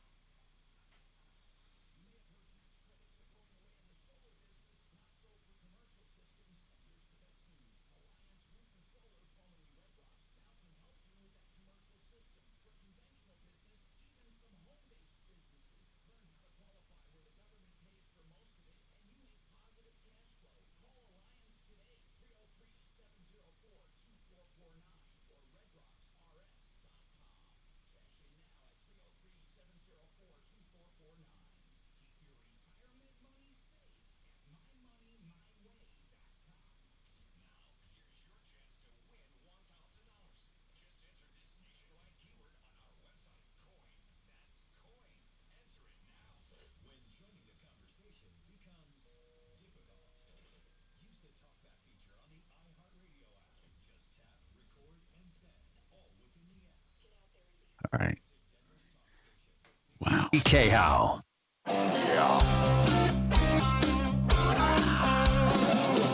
Ripped off, bad news. You need advice so you don't have to lose. We'll come running just as fast as we can. Troubleshooter's gonna help the common man. This is the Troubleshooter Show. Now, Tom Martino. Hello, I'm Tom Martino. What's happening here? What's going on in your life? Marc Mager's with us. We have Matt with us from Matt Stanford from Paragon Services. He's a public adjuster who is here to help you, and he helps you with insurance claims. And this hour brought to you by Apple Air for your HVAC, for your heating and cooling company. And they have been around, family owned and operated, with his two sons. I mean, I know Todd and the family. They're great people. They have the heritage and the background to do the job right. They care for people, and they do it great, along with great prices and the best warranties. Give them a call. It's Apple, 303-733-2813, Apple Air. That's Air with an E, appleair.com. Great to have them aboard. They've been on our referral list for many, many years. We're talking about one of the worst things you can talk about, and that's mold. And I'll tell you why. People just don't. Mold is a real deal. If you have mold contamination, it's a real deal. Now, it has different kinds of effects on different people. There's some mold that's just bad for everyone. There's other mold, it's really just bad for people with sensitivities. But the bottom line is this, that the health department and the city of Denver, or even the city of Aurora, these places recognize mold as one of the things that must be dealt with to have a habitable place to live. But the burden of proof is solely on the tenant. The landlord doesn't have to do anything to help with your case. So if you feel you have mold contamination, you have to prove it. You have to prove it with science, not with I don't feel good, not with my doctor says I'm sick. It has to be tied to the unit, to the air, not to seeing it, but it has to be airborne, okay? And it has to be above a certain level. If you have that information and the landlord is refusing to help you, you can do a number of things. You can do a constructive eviction where you can break your lease and get out of there. You can sue the landlord for damages. There's a number of things you can do. So my first question to Rome is this. When did you first become aware that you were not feeling good? Was it after you saw the mold, or was it when you moved in? When did you first get symptoms? Are you there, Rome? Go ahead. Yes, sir. I'm here. Can you hear me? Yes, I can. It was probably about 2.5 months after we had the rain leakage into the house. Okay. And so how long ago was that in time? Like, is that this year, last year, or when? 2.5 years ago. Okay. So 2.5 years ago, you noticed water running and you had, what did you do then? Tell me, because it's 2.5 years. Take me through the process. What did you do then? We recorded the water coming in through the house, and then we informed the landlord, sent her the video so she would know about it. We also ran fans for like 3 or 4 days to try and dry it out. And we also ran fans for 3 or 4 days to try and dry it out. Okay. Where was the water coming from? The attic fan. Whole hallway ceiling. It started in the attic fan, and then it ran across the whole hallway ceiling. Okay. And it was just dripping all over the floor. Got it. And then did they ever fix the leaks? No. They've never fixed it? You still get water every time it rains? No, we had like this horrible storm where it went sideways. It was an extreme storm. But it's no longer leaking. It just left the mold behind? Yes, sir. Okay. Now, how long after this event did you notice the mold? My wife had noticed it pretty much about 3 months after the event. Okay. I didn't know that mold was I'm from Florida, and I was like, you're crazy, blah, blah, blah. And she kept staying on me, and then I kept getting sicker. Yeah. Rome, Rome, did you have? You said you had professional testing done. What did they test? They tested the air. Okay, and what did they find? They found the Chitonium, which is a 0 tolerance mold, a 1 tolerance through the whole living area, and then a 24 tolerance, a 24 raw count in the bathroom and a 1 raw count in the. Okay, so what did they say? What did they say that the air testing revealed to you? Did they say it was dangerous? Did they say it was uninhabitable? Yes, sir. And when did you have that done? 28th of April. The 28th of April. Of this year? Yes, sir. Why did you wait 2.5 years to have it done? Sir, I'm chronically ill, and like a lot of times I don't notice. And like I said, my wife kept saying stuff, and I'd never even thought it was a problem. And I brought it up to the landlord, and she kept telling me, "Oh, da da da." I mean, when we had them run the test, she was like, "Oh, you know, those people are scam artists." Even the professional Rex Environmental, who's like #1 ranked, and you know, they're like one of the high end because they don't fix the mold, they just test for the mold. Yeah. What's the name of that company that tested it? It's Rex Environmental. Rex, REX? Yes, sir. Yes, sir. Okay. And so if you have a test right now, that's good. If you actually have a test that says you have, and did Rex tell you that the numbers, because the numbers don't mean anything to me right now, did he say the numbers indicated that you should not be living there? Yes. For multiple different molds. Yeah, for multiple different molds, actually, sir. All right. Well, we have molds all the time, and some of them are toxic and some of them are not. It's almost, you'll never get a place that's 100% mold free, probably. In most of the time, it just doesn't happen. But as far as if there are unsafe levels of any mold in your air and your landlord refuses to deal with it, then you have an obligation. And I'm just going to tell you this for an eventual lawsuit. If you don't move out of there after finding out that it's toxic and that it's 0 tolerance and that you're sick, if you don't move out of there, you're going to give them a ticket to diminish your losses. They're going to say that you knew you were getting sicker and you stayed there anyway. So have you made arrangements to leave? We left the same day. We went and lived in a tent for 3 weeks. 2.5 weeks. Just to avoid having to go back in there. Just to avoid. And now where are you now, Rome? Where are you now living? I mean, well, this nice gentleman. You're not living in that. Here's what I want to know to strengthen your claim. You have not lived there since the discovery of the mold. Is that right? Correct, sir. And have you still been paying rent? No, sir. When did you move out? In April? As soon as the day we found out, we literally set up a tent in the side yard and started living in the tent outside. All right.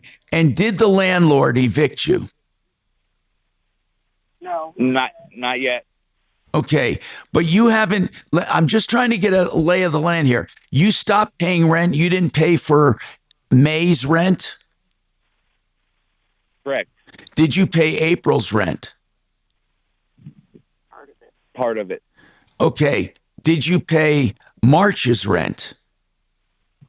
Yes. Okay. So you stopped paying full rent in April and then stopped paying for May. Okay. And because you're not living there and it's unsafe. What is the landlord telling you right now? Are they telling you they will fix it? What is their stand on this? They told us they're not going to do anything. They're going to sell the house. Oh, is it a single family house? Yes, in Inglewood, Colorado, sir. Okay. And they say they're not going to do anything. They're going to sell the house. Do they think they owe you anything for all of this? No, sir. said we owe her $2,400. Yeah, she said we still owe her $2,400. You know, you really need to get a hold of an attorney, because you could get an attorney that could really, if you chose an attorney that would take this on contingency.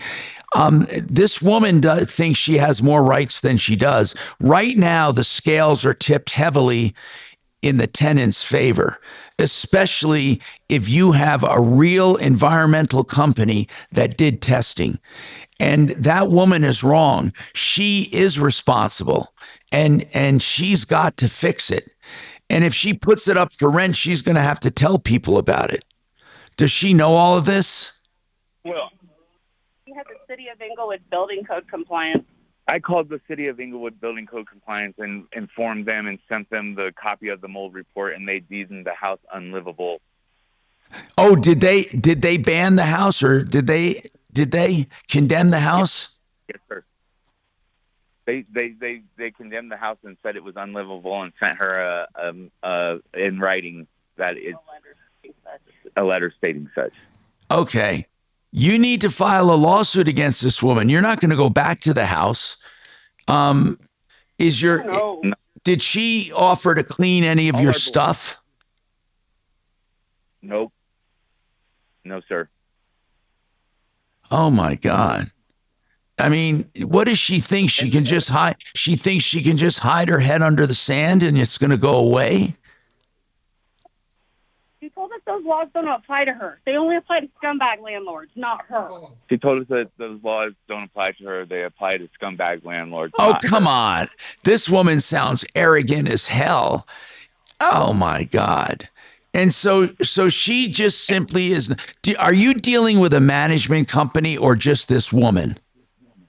No. Just this woman. All right, we're going to need to put someone on this to call her and tell her with the realities of life. You know, Rome, you can sue her for a lot of money. You can stop her from selling that house too, because you can put a claim on it. Yeah. How long have you lived there total? 11 years. Oh my God, you've been there 11 years? Yes, sir. And with the same landlady? Yes, sir. I've known her for 35 years, sir. Why is she being this way? I have no idea. I think most mold, and this is a question for Brian, but I'm not so sure her coverage will cover it. It probably. Well, we're pretty sure that the front house isn't structurally sound, and we're pretty sure her insurance canceled on her a month or two ago. All I'm saying is even if they didn't cancel, and this happened over the years where she did have insurance, I'm pretty sure most renters' policy do not cover mold. So I don't even know where you would recoup funds unless you went directly after her and whatever equity she has in the rental or her house or whatever. She owns the house outright, sir. Yeah, that's what you would sue for. You'd end up owning the house and get it fixed. But yeah, so he's going to have to hire an attorney to go after her. This is going to be very costly. Yeah, it is. It's been very hard to find an attorney. No, it's easy to find an attorney, sir. It's very easy. I promise you, for $400 an hour, I can give you a list of 10 of them. Yeah, you can find attorneys. You can't find an attorney to take it. Right. You don't have the money to fight her, is what you're saying. Yeah, because I haven't been able to work in 7 years now. What kind of health problems do you have? I have ulcerative colitis and Crohn's, which the doctors tell me it's impossible to have both of them, but I do. I also have. And this is all from the mold? Are the doctors saying it's from your environment? My doctor, yes, my doctor. highly likely that it's from the environment that I'm living in, because when I got out of it, I started getting more energy. I couldn't even get out of bed before. Listen, Rome, you might be able to find a personal injury attorney that will take this on contingency. Have you talked to personal injury attorneys? That's where you want to talk, not to real estate attorneys. The only one I know he should call that will even give him time of day, this is just personal thing, would be a Bendinelli. Yeah. Bendinelli Law Firm. Yeah. We can get you that number. But you need to take some action. If you have a diagnosis, you have a doctor saying it was unsafe, you have testing done, it's not like you're just crying in the wind. You've had all of this done, and now you're even starting to feel better. This woman is going to be faced with a big judgment. I mean, but you got to get an attorney who will take it. You're not going to be able to fund it on your own. You know, for the heck of it, I just had a conversation with Grok, and I mean, it's saying that mold definitely cannot create, say, Crohn's disease. It can make it worse if you have it, but it cannot cause it, period, end of story. No, I don't think you're claiming it caused it. What are you claiming was caused by the mold? Well, chronic dehydration, asthma, kidney cysts, liver problems, and gallbladder issues. My wife's hair is falling out. She's having skin issues. Can't get under wraps. But how long have you been out of it? 2.5 years? No, we've been out of it since. We got a break, Tom. Oh, that's right. That's right. You said it was only until April. You got it. All right, hold on. I got to take this break. We're way over time. Hold on. I'm Tom Martino. More coming up.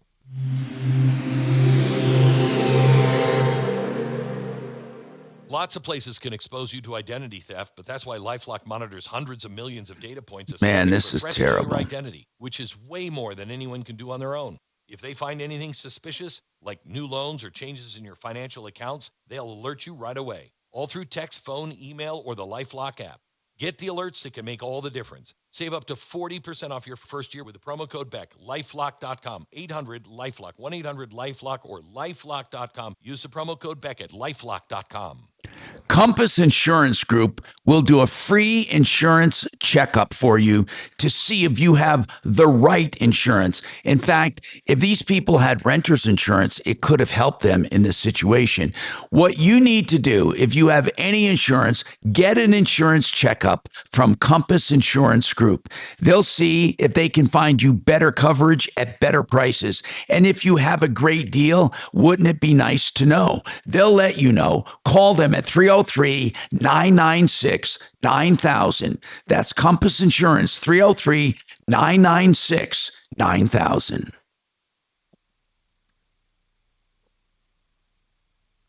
I want to tell you about John Clace in CMG Financial. I promise you, sit down now. I don't want you to fall over with how great their home loans are. First of all, CMG Financial is the bank. The underwriters, the money, everything's right there. They also lend out in all 50 states. John can help you in any of them. Because they are direct lenders and loan out so much, they have the best interest rates. These are incredible rates.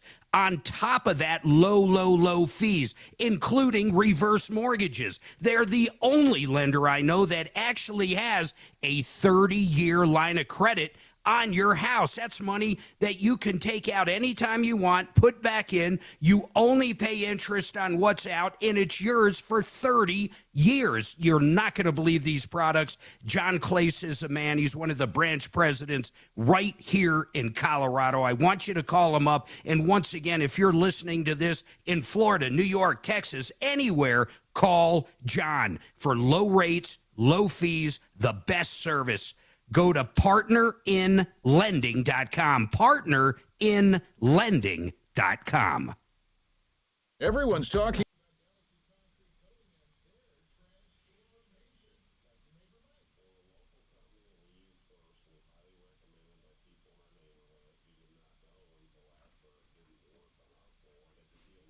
So the internet does so say generally cannot have both Crohn's and ulcerative colitis, but cites many state cases where you do. So it's rare. rare, but he said it can't happen. Well, I'm just getting hung up on the stupid things. Get mad at something. Yep. It's fun to get mad at something.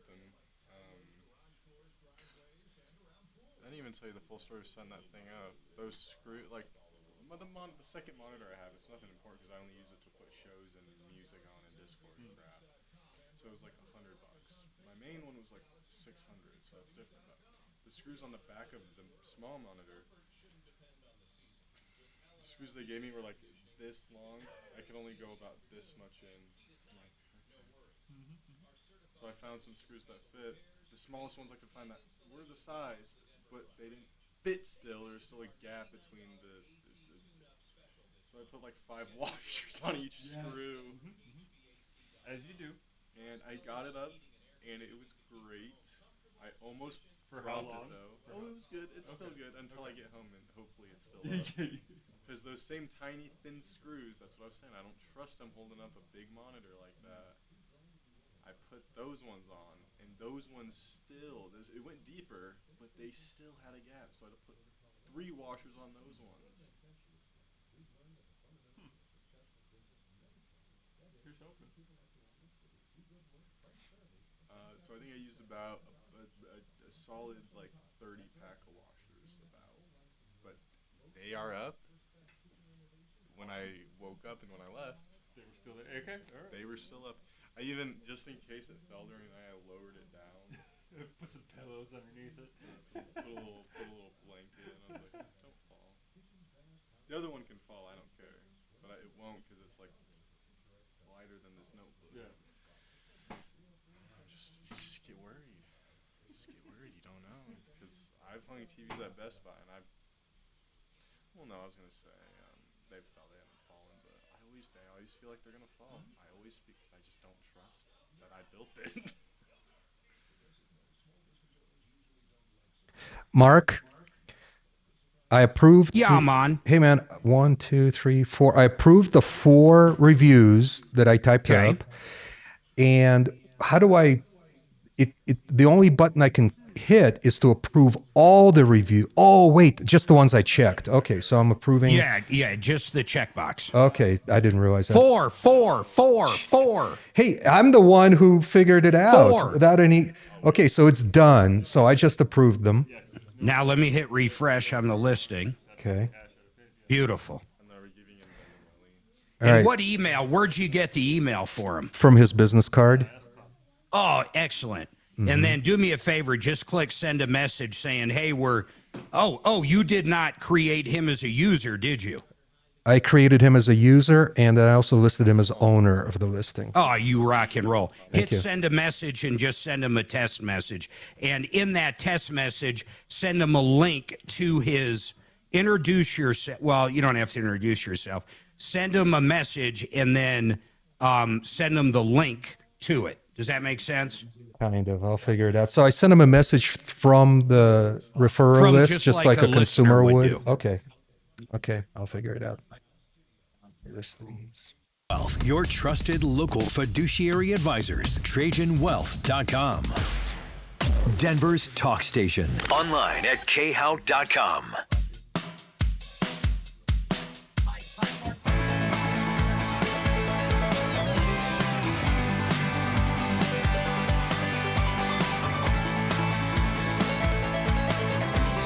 Your mic is off. Okay, hi, Tom Martino here. We're with ParagonServices.com, 719-726-0020 when he's not here. And let's talk to Rome and wrap this up here. Rome, this is... If truly what you're saying is true, you do have a case. You just need to find someone who's going to take it. And I think you can go to a personal injury attorney who may work on contingency, because what you're going to end up with is a judgment against this woman and probably be able to take the house. I mean, I don't see how she escapes responsibility here. Is she making? It's all going to come. It's all going to come down to assets, though. I mean, this is pretty much. If she doesn't have a lot of assets, I don't know an attorney that's going to touch it. That's just the bottom line. But what Think of about all the house, Mark? experts that He need to be says brought in. he says she owns the house outright. Well, I mean, that's what he's saying. I mean, Yeah, I if don't it's know if she does or condemned, though, doesn't. because of the mold, how's that going to help? What's that? If it's condemned because of the mold, how's that going to help? Well, here's why. Okay, first of all, Rome, there is no Department of Justice that gives you money. So the only place to get damages, the only place, is against this woman. And if she doesn't have anything, then you've learned a valuable lesson, and that is you can't always collect what you have coming. Okay, you can't. But here's what I think: if she owns that house outright, and it's free and clear, and if you won a lawsuit against her and she couldn't pay it, then you could foreclose on that house down the road. And you say it's condemned. It's condemned because it has to be cleaned. That's not going to take that much. If somebody handed me a free house, I wouldn't care if it was condemned. I would have it fixed up, because no matter what, it's not going to rise to the value of the home. What would that home sell for if it was in good condition? What would that house sell for?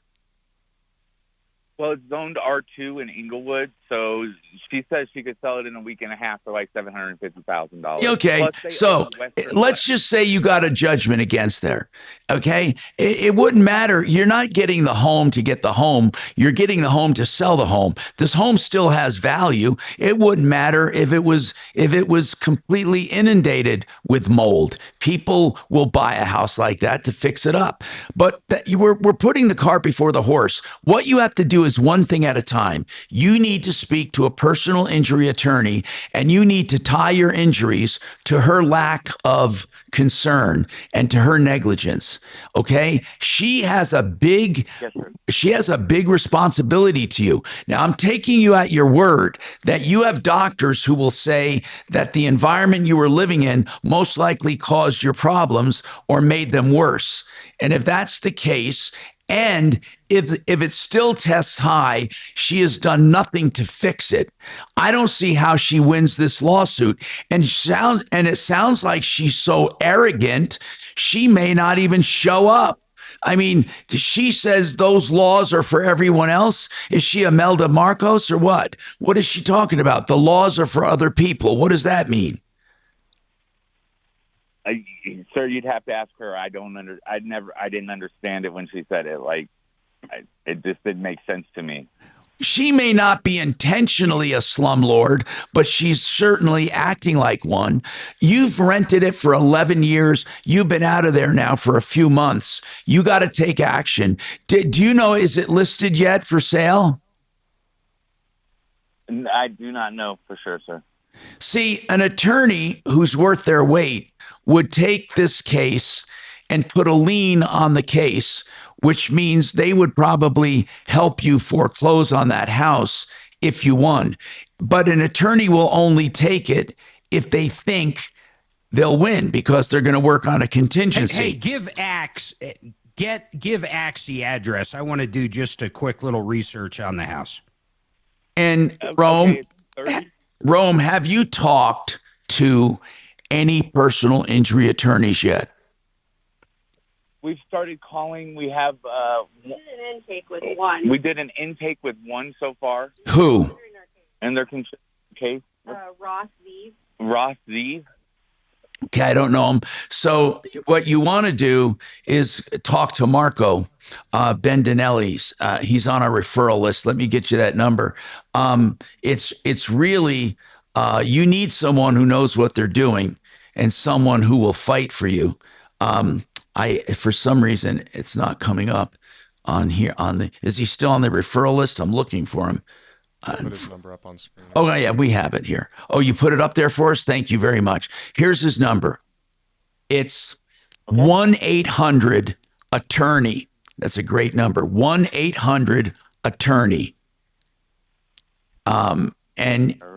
If you need the number, it's 1-800-ATTORNEY, which is 288-6763. And then what you can do is talk to him and tell him that you have all the tests done. You've been out of there. You've done everything right. It's not like you're sitting there withholding rent and living there. You put your money where your mouth is. You said, I'm not going to make myself sicker. I'm getting out of here. So there's a lot of credibility to what you're saying. And especially if this company that you hired does not do remediation, they have no reason to exaggerate on the claims. They have no reason to. And I don't know much about the mold they found, but you're telling me it's a really, really bad mold, right? Yes, it's a rare mold that is super deadly. Super deadly? It's like deadly, like how, like the hantavirus kind of thing? What's it called again? I'd like to look it up. We were when I researched the mold, and it's called Chatomium, CHAE. Yeah. Tomium. Yeah. What I found was that many organizations consider that a zero tolerance mold. So any amount in the air in any concentration is considered harmful. And in our main living space, it had only a 1 count in the air, but in our bathroom, it had a 24 raw count. Wow. Yeah. So listen, a lot of times people with mold, they don't have the proof. They don't have the testing. They don't have the illnesses. You have all of that. So make no mistake. I think Marco would meet with you. Tell him you were on the show and we thought he should listen to this. He'll listen to you. 1-800-ATTORNEY. Okay, sure. All right. And anyway, we have more coming up on the Troubleshooter Show. I got to take this break. 303-713-8255.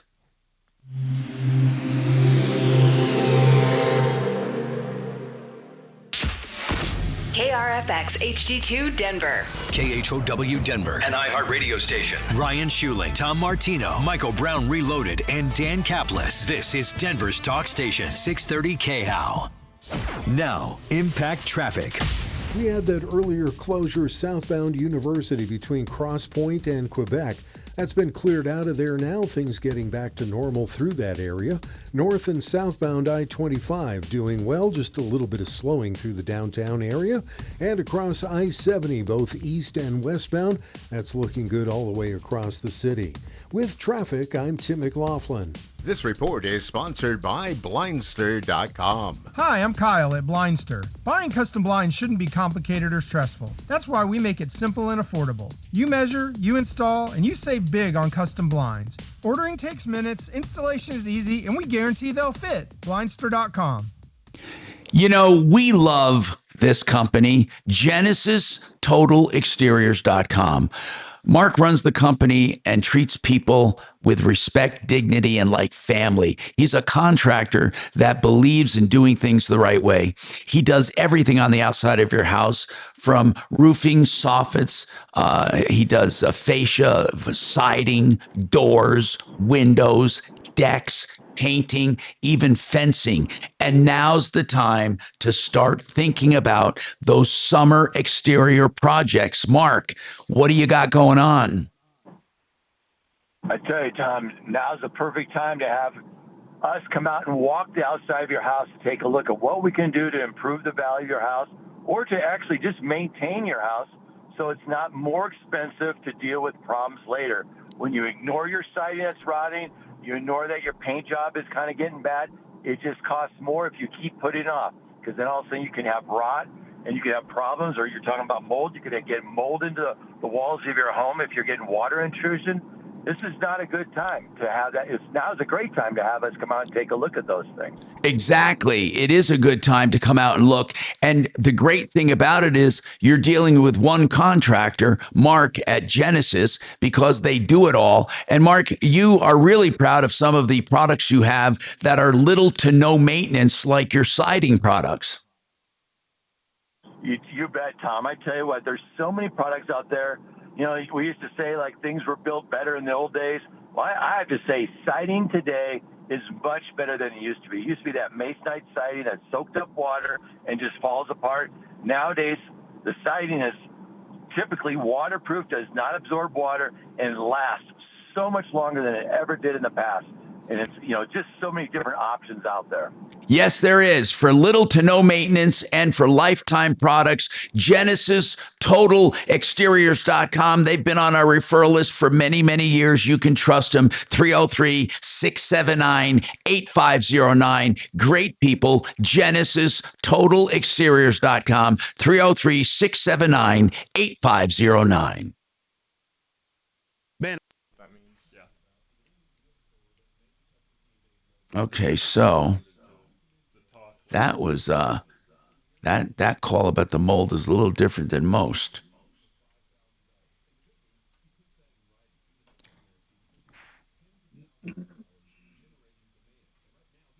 Yeah, I can't believe they were living in a tent for 3 weeks. No luck on calling back Rome here, Mark. We're going to keep trying. They probably ran out of minutes.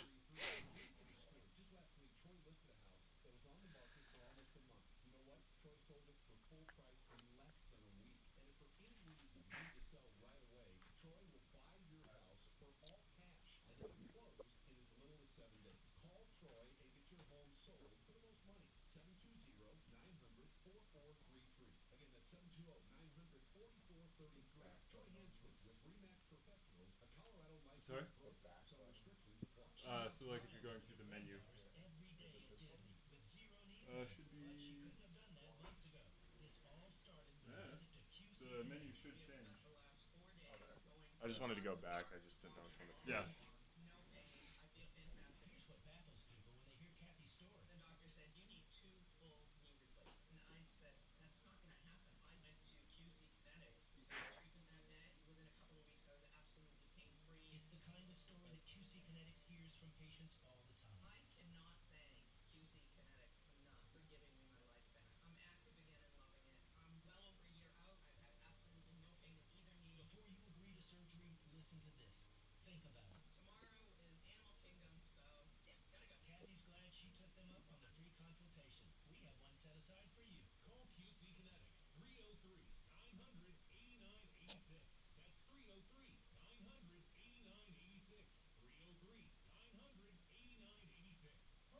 Hey, Axe.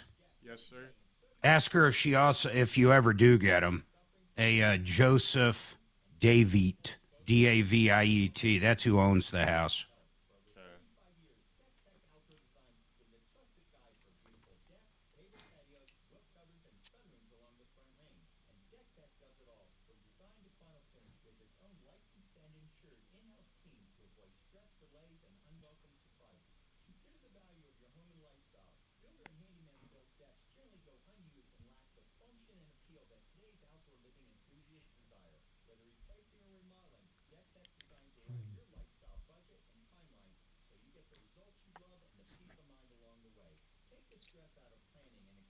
And it's worth about $490,000. Far cry from 700. The guy thought it would be 700,000. But I received advancedhair.com. Hey, I'm Tom Martino. Apple Air Heating and Cooling, they offer a satisfaction guaranteed warranty. That's satisfaction guaranteed with free estimates, 24/7 emergency service, and they do boilers as well. They do heat pumps and air conditioning. They use Daikin equipment with 12-year parts and warranty labor. That's 303-733-2813 since 1988. That's Todd Terry and his two sons run the place. And we can throw in his wife as well. It's a whole family affair. Apple Air. That's air with an E, appleair.com. What about you? What do you got going on? We have an insurance adjuster here that I hope you're listening to, because we've been talking about a lot of nightmares that can happen with an insurance claim and how to get around it. Now, Mark, what did you find out about that rental the guy has? What do you think? Well, a lady does not own it. It's a guy. And we're trying to get back with that caller. But, hey, so when you call back the number, what happens, Axeman? Well, earlier I had to reset my phone, so I can't see the numbers that called me. Oh, I gotcha. So anyhow, if they're still listening, call back. We'd like to know the name of the landlord. But I looked it up. The house is worth about $491,000. It's not for sale right now. And I know who the owner is, but it's not a woman, that's for sure. So I don't know what that's all about. Maybe the owner doesn't know about what's going on, but they're going to face some strict liability if they have some really bad mold. I'm serious. The laws have changed a lot. It used to be if you were a tenant, nobody listened to you. Of course, you do have to have enough to get an attorney. Sometimes, though, there's free legal help available through legal aid and stuff. You'd be amazed at how many people get free legal help through the Bar Association or legal aid and different outlets like that. Deputy D, the other day I said, I wanted to close my credit card because it had so much fraud on it, this one particular card.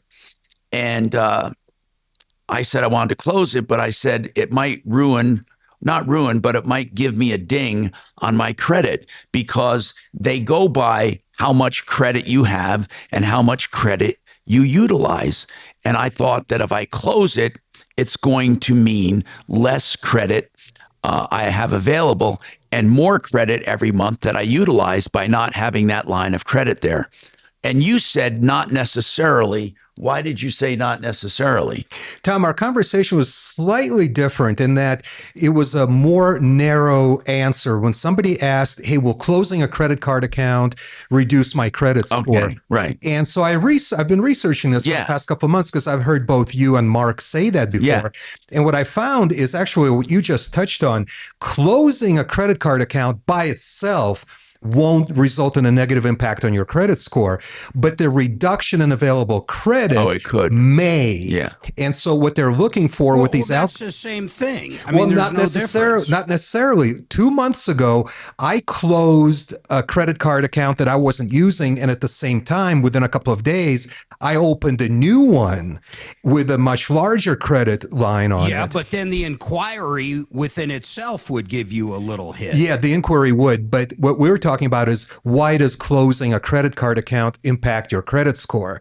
And so closing it, and if it results in a net decrease to your available credit lines, that will have a negative impact. If it does, so I gotta Yeah. Let me throw something in there too. Mhm. If you have one of the things that goes with credit in general, credit score, is time you've had credit. Yes. If you happen to close the oldest credit cards you had, Mhm. even if it was only a $200 limit you got when you were 18, you close that, that can dramatically affect your credit score by up to 50 points because that's your oldest utilized credit card. Mark, you're on the right track, but you're not quite there.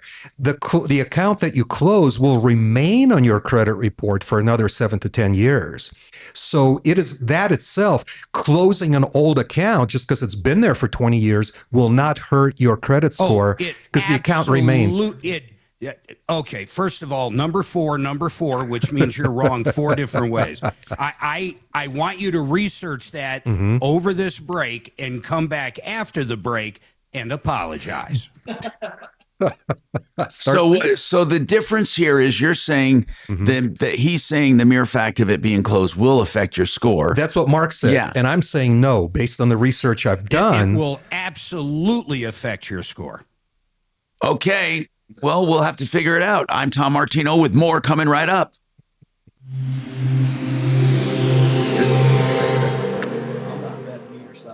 Now, impact traffic. We had that earlier. I've never heard anyone be southbound wrong more than University Mark. Between Cross Point and Quebec. That's been cleared out of there now. And not Things just the getting back to frequency normal of through wrongness, that but its area. intensity. North and southbound I-25 doing well, just a little bit of slowing through the downtown area.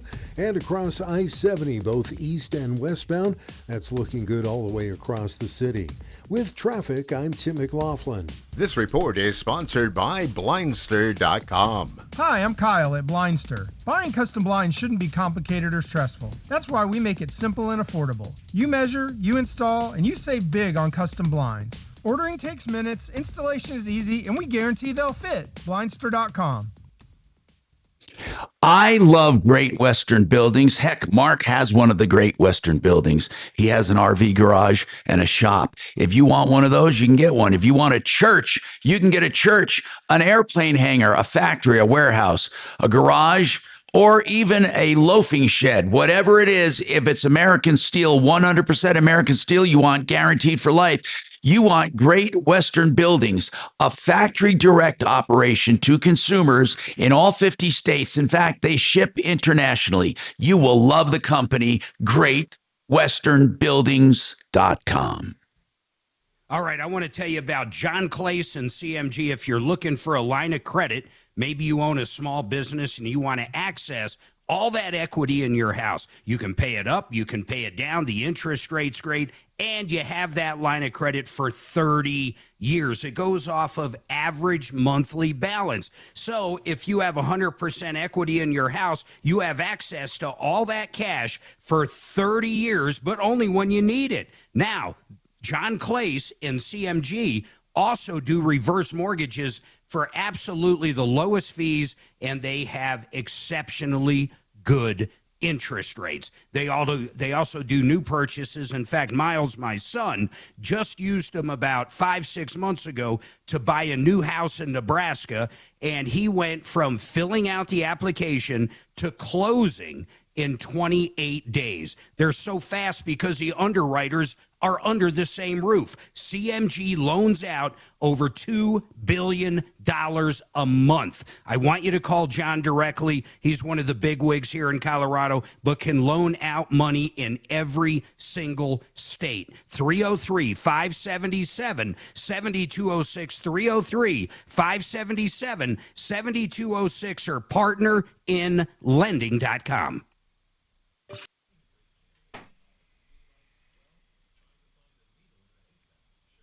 Did you prepare your apology? Who, me? Yeah. Yes. Well, I think the fact that we've established research. Oh, God. Yeah, my research was actually correct and supports my position. It does not. Your research, okay, who'd you ask? A rock? Iran. No, dude. Look, it's this topic is much more nuanced than you give it credit. All we're talking about, okay, I'm going to give you a perfect example so even you can understand. Listen to this. All right, You words. close. Hold, I'm going to go along with your argument. Yes. You close your oldest credit card, and let's say you got it when you were 18. It doesn't matter when you got it, but it's your oldest credit card, okay? You close it. Your point is it stays on your credit for an additional 10 years. Okay, 7 to let's 10. even go down that road. 10 years from that date, when it does drop off, your oldest credit history just dropped off by 10 years. So no matter what, even if it takes a little bit of time, it still negatively affects your credit. So once it's old enough to actually drop off the credit report, it is so old that it carries almost no weight, if any. Okay. You're absolutely wrong. No, I'm serious. God, I wish I could explain. Hey, Mark. Tom, explain to him how wrong he is. No, Mark, listen, here's what I want to ask, and I really mean this. How do you know what you're saying? Are you looking at the FICO website or something? Well, first of all, I've dealt with it. When I closed a credit card, we're not talking about the oldest credit card right now, but when I got rid of a credit card I haven't used for years, it had like a $30,000 limit. I took a fucking 20% hit that month on it. It was absolutely massive.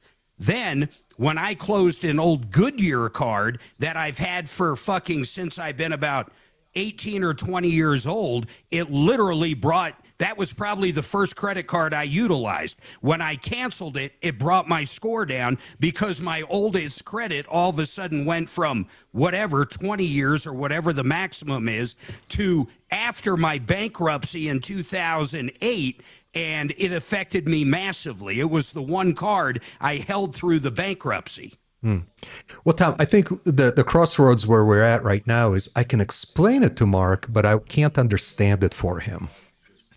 See, you're wrong. All it comes down to is wrong. Okay, put it right in. Put it in whatever AI you use. I don't use AI. Not you. I know. Let me I know you put it don't here. know how to use it. Tom, you put it in right now. Yeah, I will. Okay. Go ahead. If I cancel my oldest credit card, can it affect my credit score? Oldest credit card, will it affect my FICO score? There you go. That's all I'm asking. Will it affect? That's it. FICO score. Okay, so that's what I just said. If I cancel my oldest credit card, will it affect my FICO score? Yes, it can affect your FICO score, but usually not the way people think. The biggest immediate risk, closing a card can hurt your credit utilization ratio immediately. Okay. That's right. So immediately that covered. That's the percentage available. And it says if you have 10, and then it goes and explains that. So your utilization rate goes down, and that will drop your FICO. But what about the age of your account? People obsess over this. Closed accounts in good standing stay on your credit report for 10 years. So the age or credit benefit does not disappear overnight. Ta-da! The utilization. The utilization issue Weekday is usually afternoons at 4 on Denver's Talk Station 630 KHOW. Hi, Tom Martino here. Welcome to the show. All right, so Matt Stanford, Paragon Services, 719-726-0020. Okay, what kind of cases do you take, and what advice do you give? Do you do commercial cases as well? Yes, I multi-dwelling units like apartments, condos, take those on. Any kind of commercial properties, strip malls, things like that. I've dealt with those a lot. Those are mainly flat roofs, so those can be trickier. And will you give advice free of charge on the initial call? Absolutely, yep. Okay, so get free advice on the initial phone call from paragonservices.com. You can find them at referralist.com, and that's where you'll find out more about me and Mark. You can also call us at 303-MARTINO, and you can call 24/7 to get on the next show, 303-MARTINO. Save all your problems for us. All right, you guys are clear. Thanks, Follow man. at Real Tom Martino.